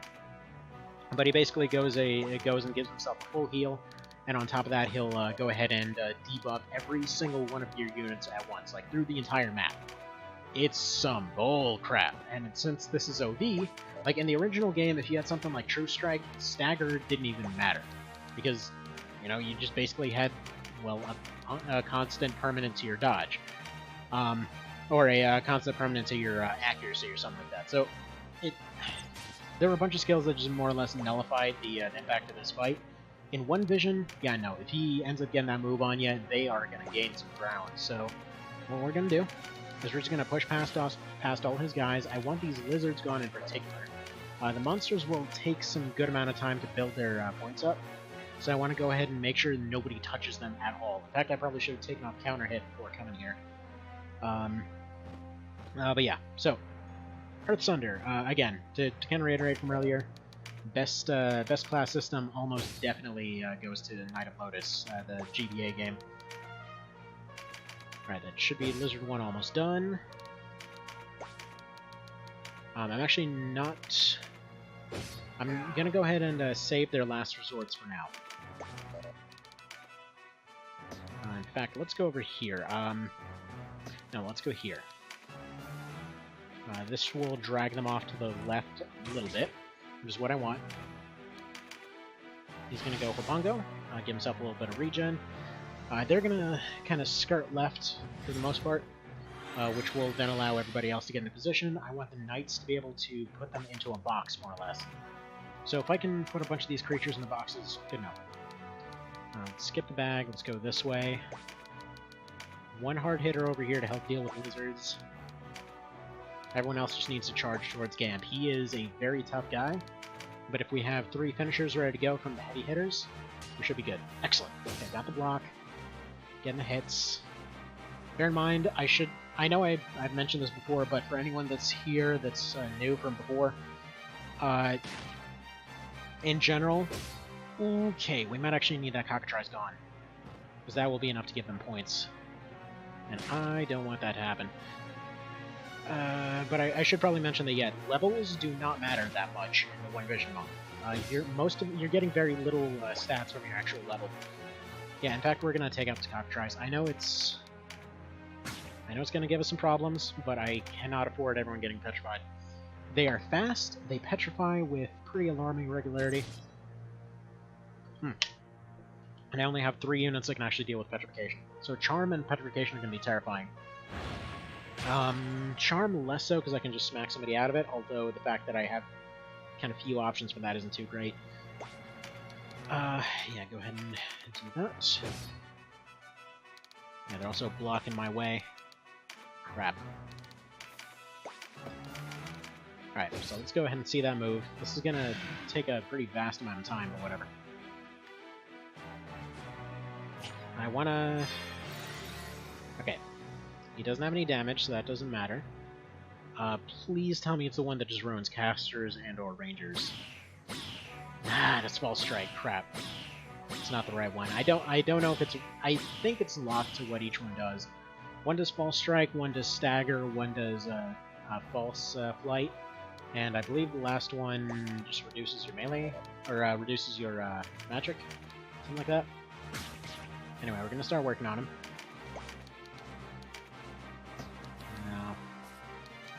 Now, let's get this second Cockatrice out of the way, too, because he's got points. Come on, at least stun him.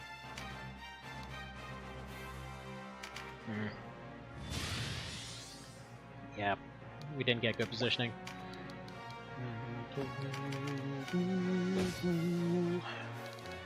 I'll continue the beatdown. Crap, he's gonna get a Stone Circle, or a Stone Breath. Okay, good. Okay, maybe I don't have to finish them. So unlike the original game, their skills don't use the entirety of their TP, so he still has some built up. In fact, he might be able to use that a second time, but But yeah, so that normally they need to have TP built up in order to be able to do stuff. Okay, give me an Aegis over here. Alright. Give me a poke. Yeah, he's a tough guy to hit. And unfortunately, he's nowhere near this good when you actually can hire him later. And he's got a little bit of healing help in the background here. It'll take too much time to check which one's which. Perfect. He just put himself in the perfect position to damage him. I should have 2 finishers actually ready to go, so this might be... Yeah, we're gonna power up her finisher by hitting her. I know, that seems like backwards logic, but she just gets more pissy about it. Okay, there we go.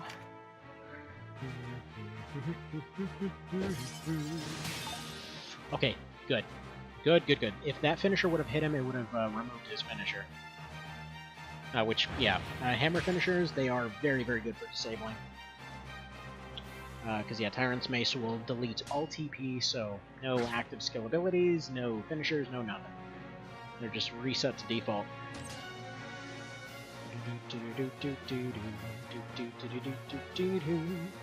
And all these finisher abilities, these are new to the mod, by the way. Almost none of them, other than, I think, like Leaden Shot or Tremendous Weight. I think that's the only one that's actually like it originally was. Alright, Volkrit's gonna go delay all these guys. Try to mess up his movement a little bit, because Flight, for whatever bizarre reason, is it's like situationally affected by that. Alright, come on, please hit. Ah, dang it. Alright, we got a backup. All I need is for one of them to hit, and that should be enough damage to end the fight. Because he's another one of those ones that panics and runs. In case you're wondering, yeah, this won't be as much damage. In case you're wondering, if you turn on Last Resort and then attack at that point, it does not do, it doesn't do the same, it doesn't have the same effect. Like, if you try to use a finisher after turning on Last Resort. Okay, we know which one's the healer now. Unfortunately. Okay, could have really used a crit there. Doesn't matter. They're gonna go ahead and finish them off. Give him a shield hit. Good. In fact, I probably should be using these scutums on these guys. There we go. But yeah, so you don't get the strength bonus when using a finisher. Which is definitely good, because yeah, if you could use something like, for example, there's one of the axe finishers that just does this line of damage in front of you. If you could use that while getting a 50% strength boost, or whatever it is, or I think it's like a 50% strength boost, so something like that. Man, that would be busted as hell. Like, you could essentially just pretty much end an entire line of units at that point. Alright, time to go harass this healer. Probably didn't need to take that last tile of movement, but whatever, good enough. Samson the Healer Man, you are toast. What you want to do is hit him at least twice so that he'll be forced to consider healing himself. When it comes to self-preservation, they'll generally still try to target anybody that's lower than them, but if there's within the same general threshold, they'll usually try to save themselves.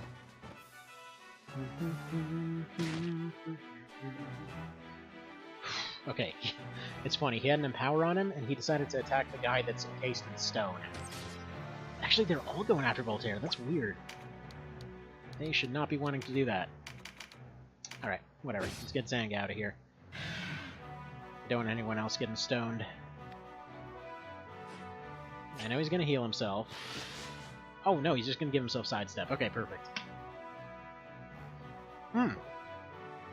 Okay, actually, yeah. Then he's just gonna give everybody else staggers, so whatever, that's fine. And if you're curious, this is exactly the reason that the oracles have their weather warping abilities, because it's essentially a reworked version of the stuff that he can do. So every ability that's in one vision is a reworked something or other of something that was already there. Okay. Probably could have used this guy alive, but it's fine. One step closer to winning it.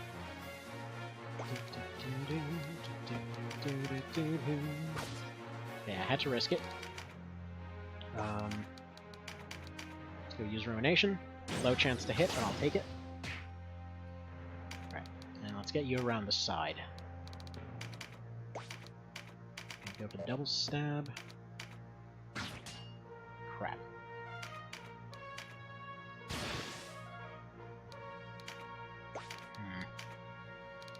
Alright,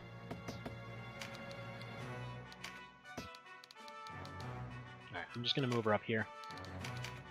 Just get her into a position to attack later.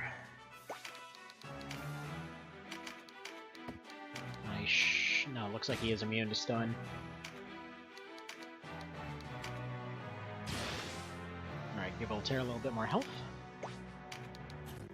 Oh, yeah, he would come back at the exact turn I need him. Yeah. Alright, whatever, yeah, let's just move you up here.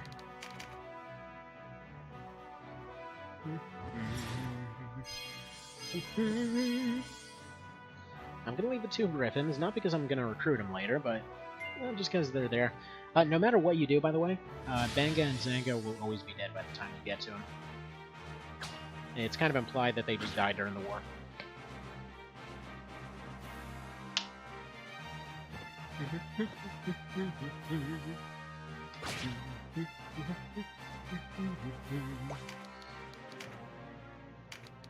Alright, you don't have Ruination yet. You have Smackamation.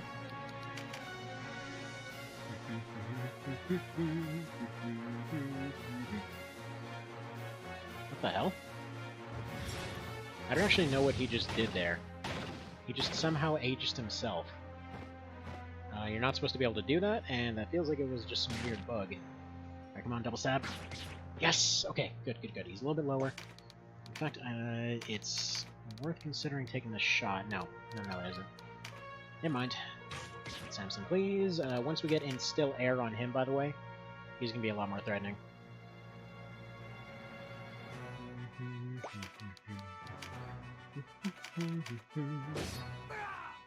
And yes, he did just do 187.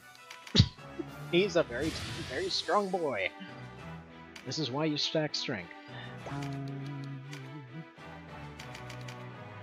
Dead. Alright, don't have to worry about healing anymore. Alright, yeah, let's move here.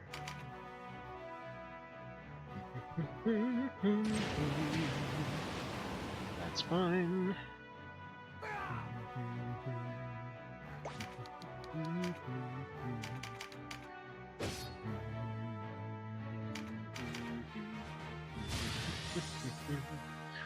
Get that defensive bonus. Let's get you going over here. Give him a little bit of Scootum Smack. Smack him in the Scootum. And big old Zeiston poke in the back, and that should be it. Piss and Blood, as is his favorite thing. I should probably rename that to Piss and Blood. Yeah, yeah. Okay. Got some levels.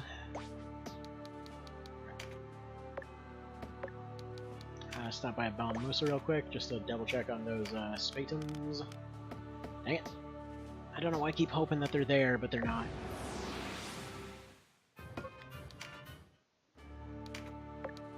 Should have everything I need to move forward, though.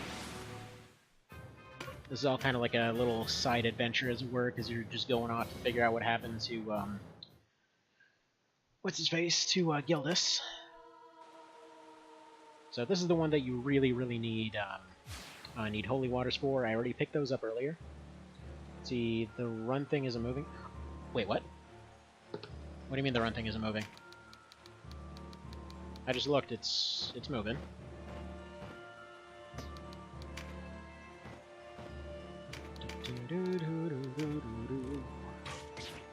So these guys come in injured, for one thing. Also, everyone's running boulder weapons for the most part, so they should be able to do freakish amount of damage.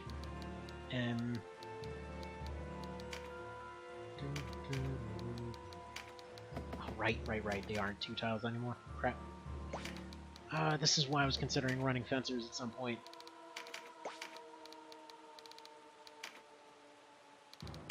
Anyway, which run thing are you talking about? If you're talking about the splits, yeah, I have them completely at the wrong spot right now.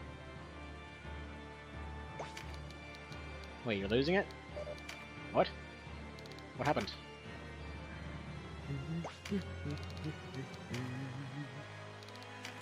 So technically, you don't need to exercise the ghosts in order to be able to beat this fight. However, what you do need is for everybody to be downed, which is, like, technically you can speedrun this. Like, I would assume in an optimal run, you just come in here with baller bows on flying archers, snipe everybody on the map once, and before the timers even run out, you're already done here.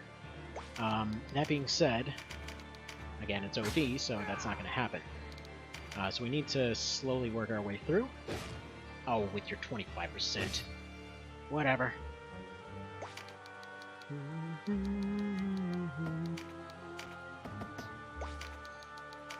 move here. Okay, it did move. Gotcha. Gotcha. So yeah, this fight becomes progressively more difficult the longer that you're in it. But generally speaking, it's safer just to kind of go and take them out one at a time.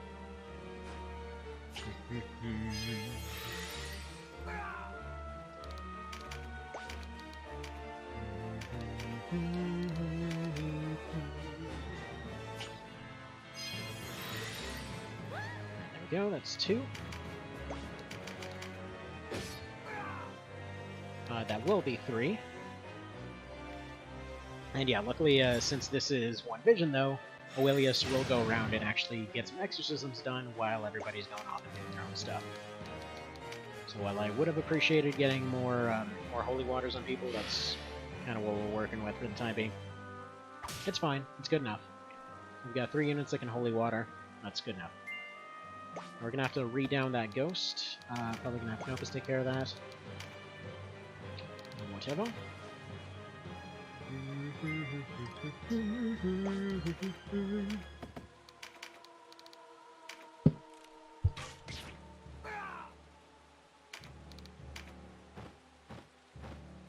There. Please miss. I should probably go for the heal now. Yeah, both Diebold and Aurelius are pretty darn good. Probably gonna get Diebold in and use him as a berserker. Or rather, a backup berserker. A backzerker, if you will. So if anything happens to one of my main team, or once we get to one of the fights that allow for 11, I'll just be able to pop him into the team. And then I don't think there's any other hires along the way, but whatever. If we get them, we get them. 1 extra unit doesn't hurt. Alright, go ahead and smackify this ghost, please. Dude.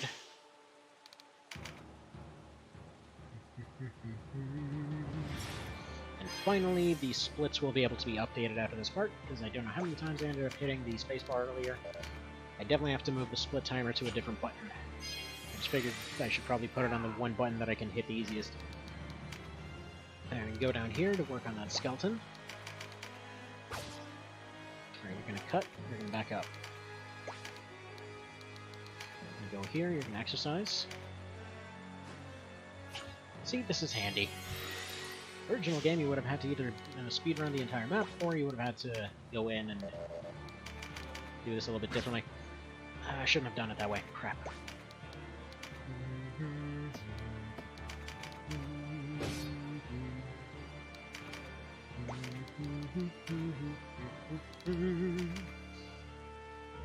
Okay. That's fine.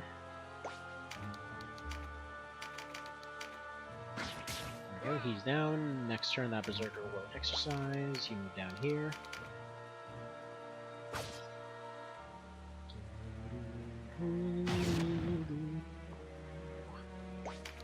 An unfortunate individual. Alright. Ask her a question. By the way, I probably should have mentioned this earlier. But yeah, technically the run started at 10 minutes, because consistently it was like 9 minutes something, so I figured 10 minutes was a good start timer to the entire run.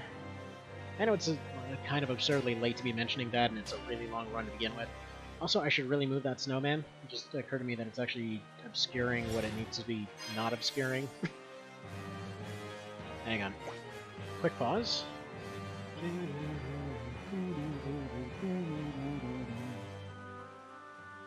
There we go. That's a good snowman. And back to performance mode we go. There we go. You're gonna move over here, you're gonna help with cutting if needed. You're gonna have to read down that soldier if Aurelius doesn't decide to help. Funnily enough, this particular fight will actually happen in Goliath, and Aurelius will actually die. You can temporarily save her, but no matter what, she will die afterwards if you're going through chaos. I should have used last resort. Oh well. I'll use Knight backup on that. This guy's just barely surviving. It's kind of frustrating. Go for the safety finish with a shield. I'm gonna go here. You will do nothing. Okay. You will do nothing as well. Have you ever submitted a speedrun? I saw Cow at a few. Technically no, though I had an Armored Core run that I guess technically would be 5th in the world. Which, I mean, kind of sucks, but whatever. Like, it was, I think, like, 8 minutes below world record. But, then again, it was using a completely different route. I was actually considering starting a new category for AC3 just to justify using that strategy. Because I really, like, I don't know. The world record is unfortunately done with a flamethrower, which, like, I'm okay with, but I just don't like using. But I really, really, really like using howitzer and machine gun, which is the entire rest of the build. So, I was considering it. So, either way, let's see. Funnily enough, despite technically being a zombie, Diebold does not get damaged from healing. And from here on out, we should be able just to down these last few and call it a day. I should have moved her to literally any other spot.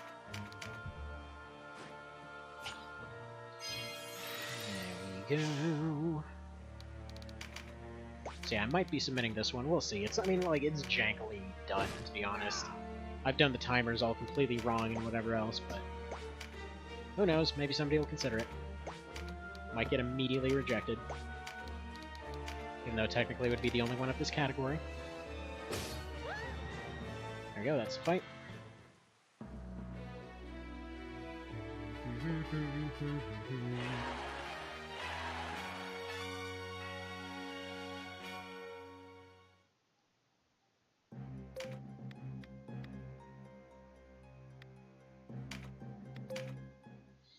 You can tell them you can join.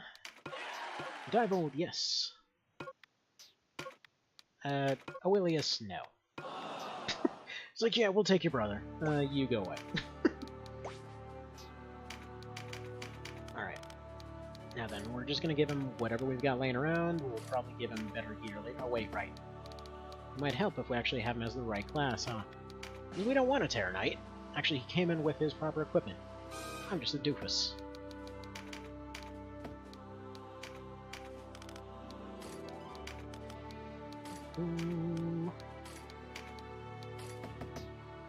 There he goes, basically good to go. And Mount Haydon.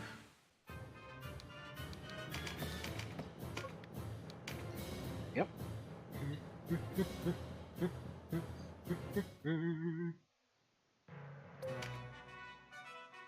Alright, so now we got Cassandra. Yeah, Cassandra's a weird one, but all you really gotta do is get up to her. Not exactly the most difficult fight in the world. The guys around the middle make it a little bit annoying. There's a lot of casters. They get to be a little bit annoying.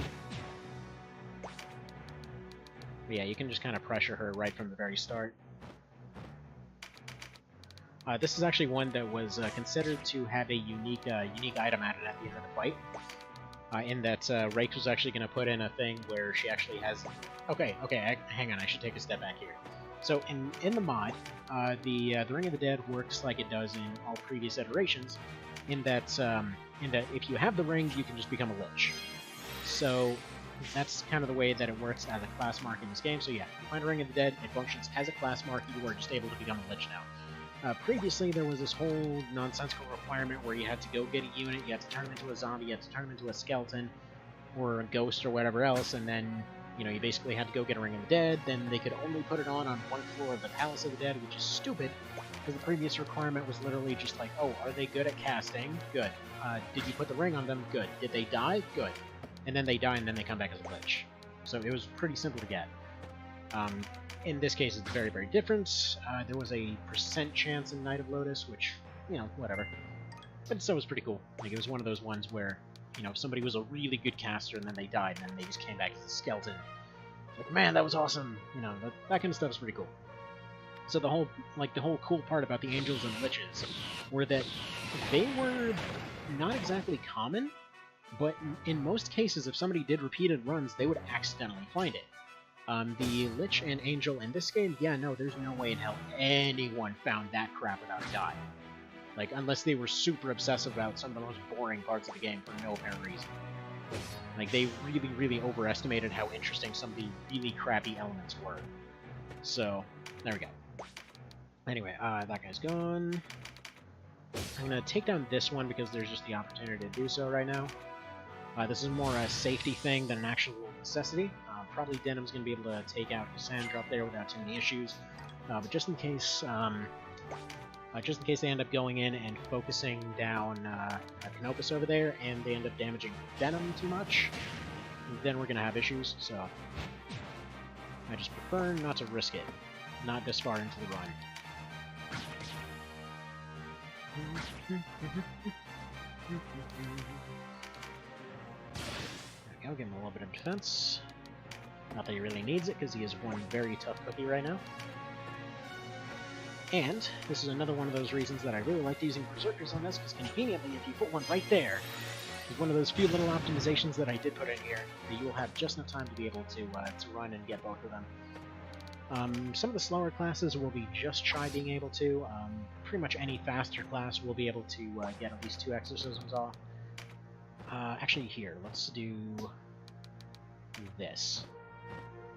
He can't attack her, I don't think. No. He can't attack her. Bad range, but he can go ahead and take a shot. Probably should have turned on his ability. Didn't. So we're just going to leave it at that. Gideon Aegis. And he can proceed to help.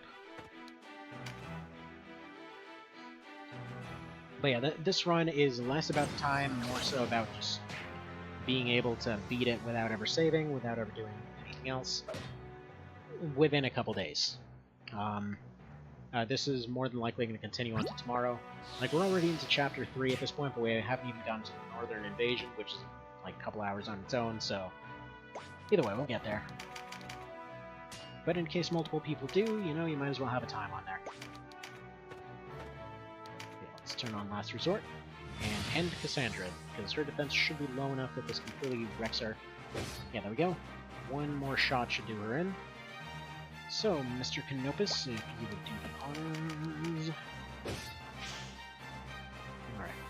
Not gonna bother turning your skill on. That's fine.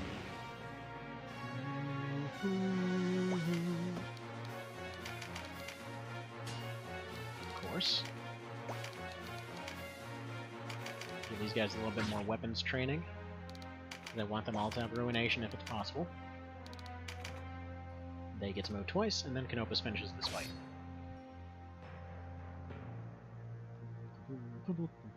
Oh, you made a mistake. Get screwed. Alright.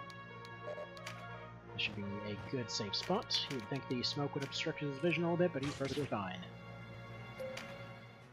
But yeah, so at this point, at the end of the fight, she actually tries to use Ring of the Dead, and it fails to work on her. But she's actually a pretty good caster, so it makes no sense why you would normally do that.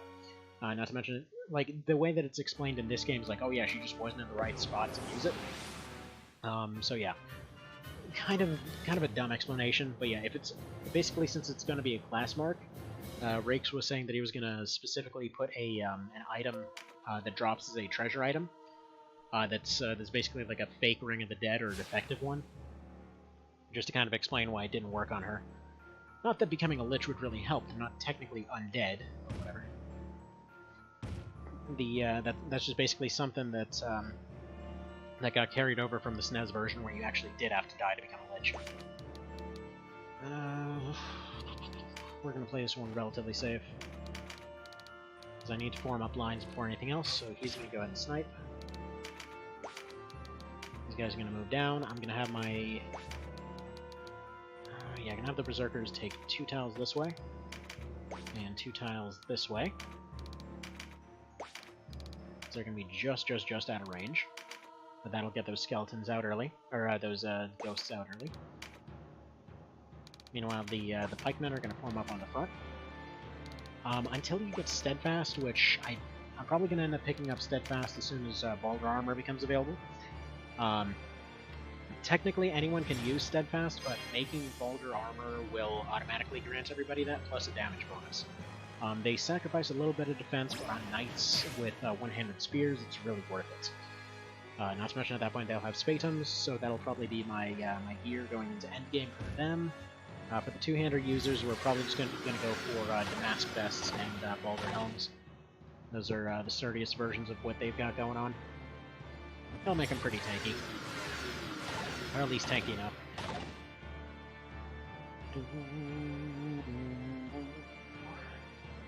Ah, crap.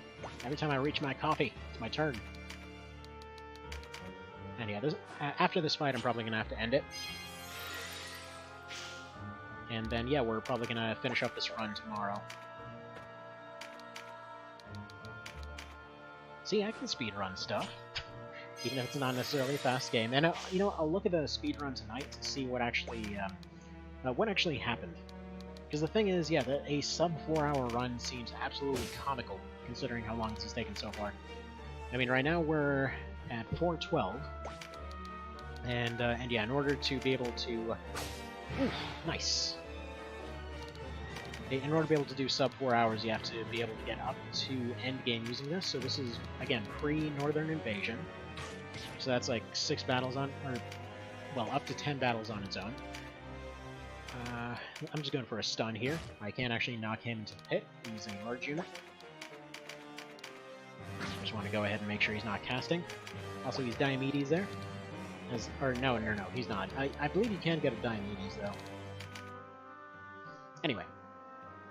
There's some minor OB64 references in this game.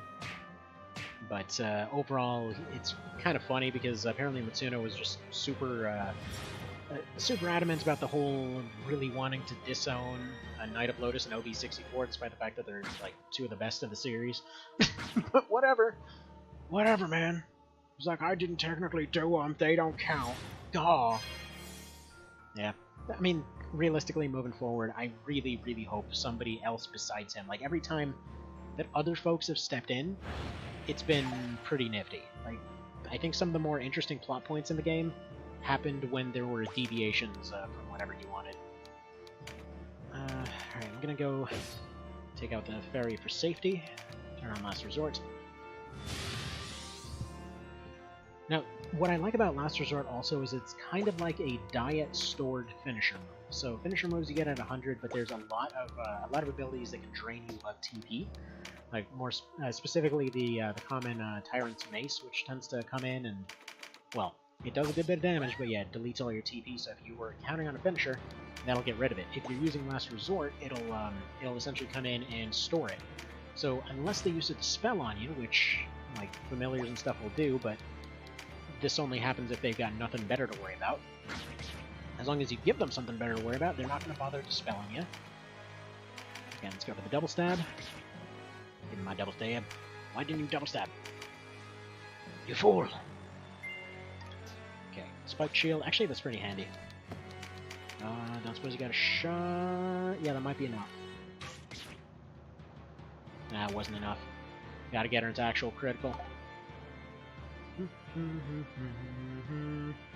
That's fine. One more hit. One more hit and/or double stab. Actually, if Sarah... or not. Never mind. Never mind. I guess I'll just sit here and not get good moves then. Whatever.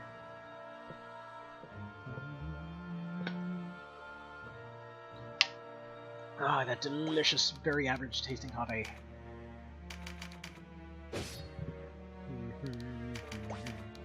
Yeah, nothing like some nice diet average tasting coffee. It's not actually diet, it's just less not diet than usual. It turns out half and half is worth a surprisingly few amount of points on Weight Watchers. Alright, let's put you here. She's... oh! Actually didn't know they could stumble out of that. So what she was trying to do there is summon in more units, but apparently, yeah, it does still count as one of her abilities, so she got stunned out of it. Nice. Nice. And I don't want her dodging anything else, so there we go. Get finished. This will give her leaden, which will reduce her dodge by about 40%, give or take. Oh, that actually, come to think of it, that is the part that I haven't done yet. Folks have been asking me for a good long while now to go make a list of all debuffs and exactly what they do under what circumstances. Which is funny because I don't necessarily I don't know exactly what they all do under all circumstances, but whatever. God dang it with these fairies! Piss off, fairies! Like, I completely would not be against fairies only gaining access to heal 1. But, yeah, that would render them a little bit worthless as far as healing goes. It's mostly just that they're really fast. Alright, Rushing Gale. Not going to be able to recruit her, though I can't really recruit her on this route anyway. There we go.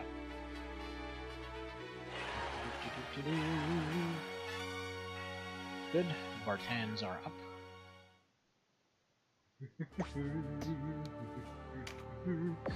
Alright, Nadamsa Fortress. I might have enough time for this.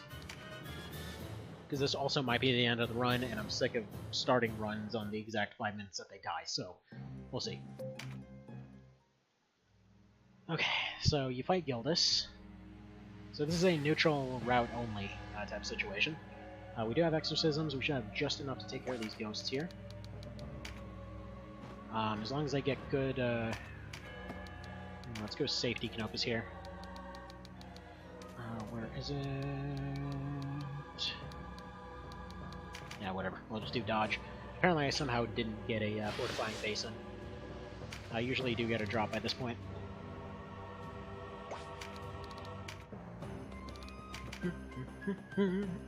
Oh, I didn't do their short turn. Right. So he's there to dodge as much as he can. So as long as he dodges all their first attacks, we're good. I'm gonna short move these guys. Because I believe that skeleton up there is a Terranite, which I don't want to deal with at all. I need to get my heavies up to attack Nibith. Not my heavy hitters, I need my all my knights up there. Because they need to do a lot of area control. Stun you. Some of them might come in as immune to stun, but hopefully not run into that situation too much. Most of them should be running Balder, so should let them carve through a little bit.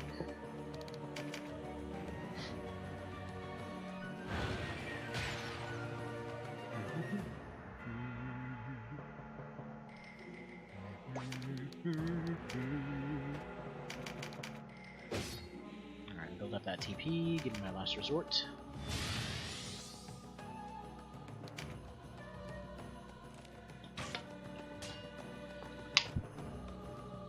Like, the thing about this mod is I don't think I've ever seen any mod or game that I just immediately feel super comfortable, you know, going through and doing run. I just screwed up. She needed to do an exorcism. Okay, never mind. You are suddenly rerouted. Do not let these guys become active. Do Baldur Shields have the same effect against undead? Yeah, they do. They're really good against them. Crap, he got his 25% in. Go for this guy. I need to be able to carve through. Okay, do that. should be able to fire at him. Come on, crit, please. Yes! Fantastic. A lot of the time they will go for a leaden on him, so good to have picked up a way to fix that early. Gonna knock this guy down just in case that skeleton becomes active.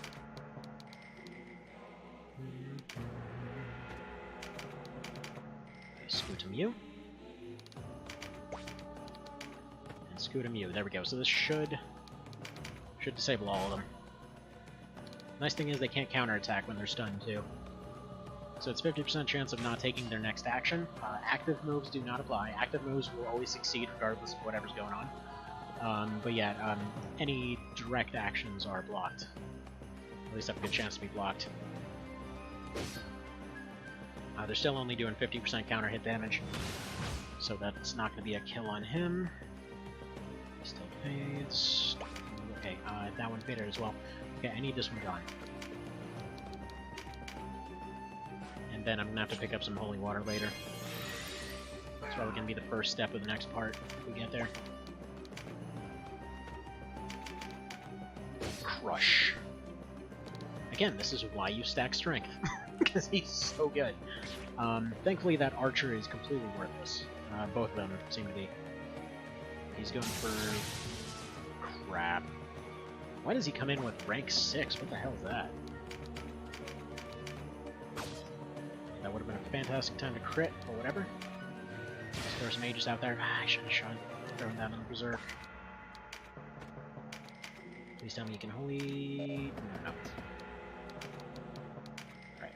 Throw your damage on this one. Fantastic. Alright, she can shield bash this guy.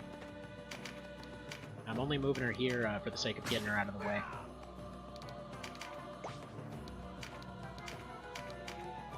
Not sure what part of beast stun you don't understand.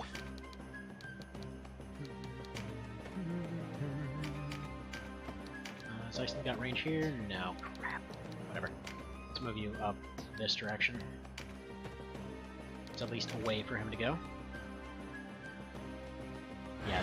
By the way, Nibith hits like a dang rocket launcher, as you may have noticed. So yeah, even tanks are taking 100 plus.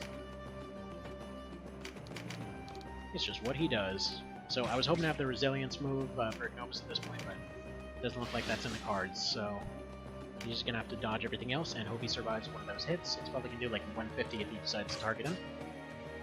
The Plinky arrows aren't gonna do anything. We're very well defended against arrows.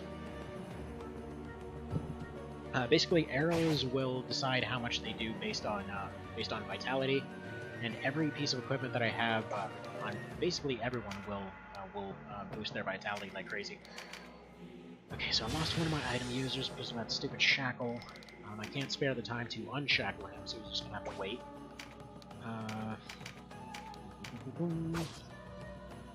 Unlike the other ones, you don't have to exercise Gildas. If he dies, he's just dead. He's not technically undead, it's by being undead. But yeah, Baldur Shields... Technically speaking, Baldur Shields would be really good at this point, especially side-graded variants. Because then I'd be able to do a ton of damage to them with the spear users, so they do get that, I think it's like 100% damage bonus against undead. But then on top of that, the side-grade variant allows you to silence whatever you hit. But for the time being, we're just going to go with this. Alright. Now you can poke with this one. Get him off our back. That's unfortunate. Alright. You move up. Actually, no, you move here. You give an Aegis to her. She's probably going anyway, but give it a try. Thankfully, Aegis does not seem to have any kind of height requirement to it. Yeah, no, she's just toast. That's fine. He's going to go hit himself with that Reflect. This is why I have Reflect damage on those guys, because they will take more Reflect damage than usual. It's funny, because like Reflect you'd think would be one of those skills that's pretty overpowered, but overall it does very little unless you've actually put it on a unit that can use it well. Like for example, Berserkers are very fantastic at it. Others, not so much. Like tanks, there's no point in putting it on a tank, as it'll do nothing in return. But a Berserk, as long as they're able to use it, it might be able to set up a win for them. Like for example, if somebody casts on them, they do 100 plus damage, they take like 20 to 30 in return, and then they're able to. Perfect. Nah, no, that's a rush. All right, whatever. Let's go for the Gildas kill. He died.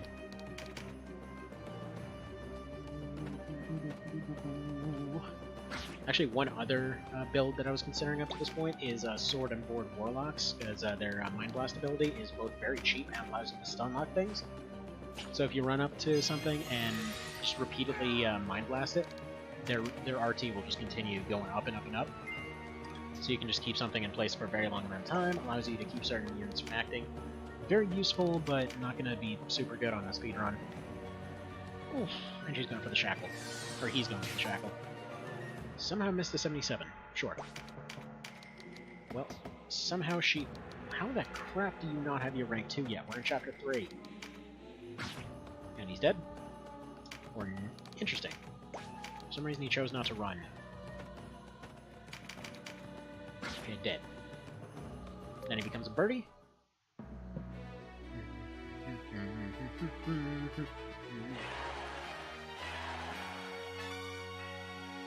Alright, good.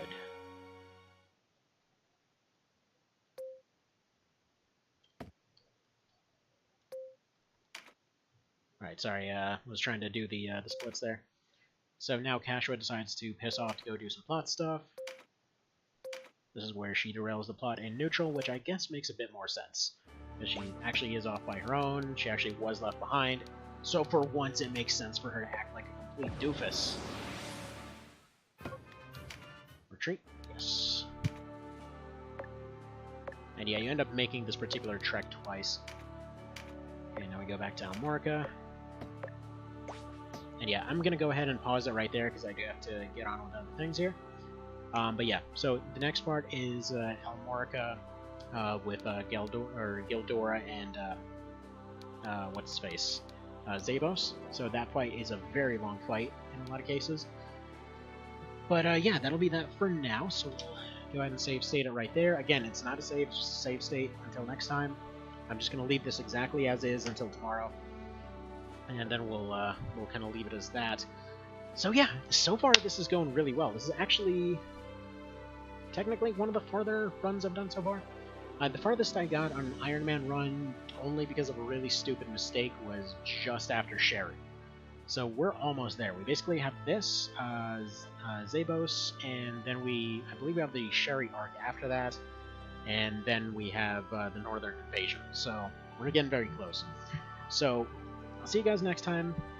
Thank you, have a good one, and yeah, take care. See you then.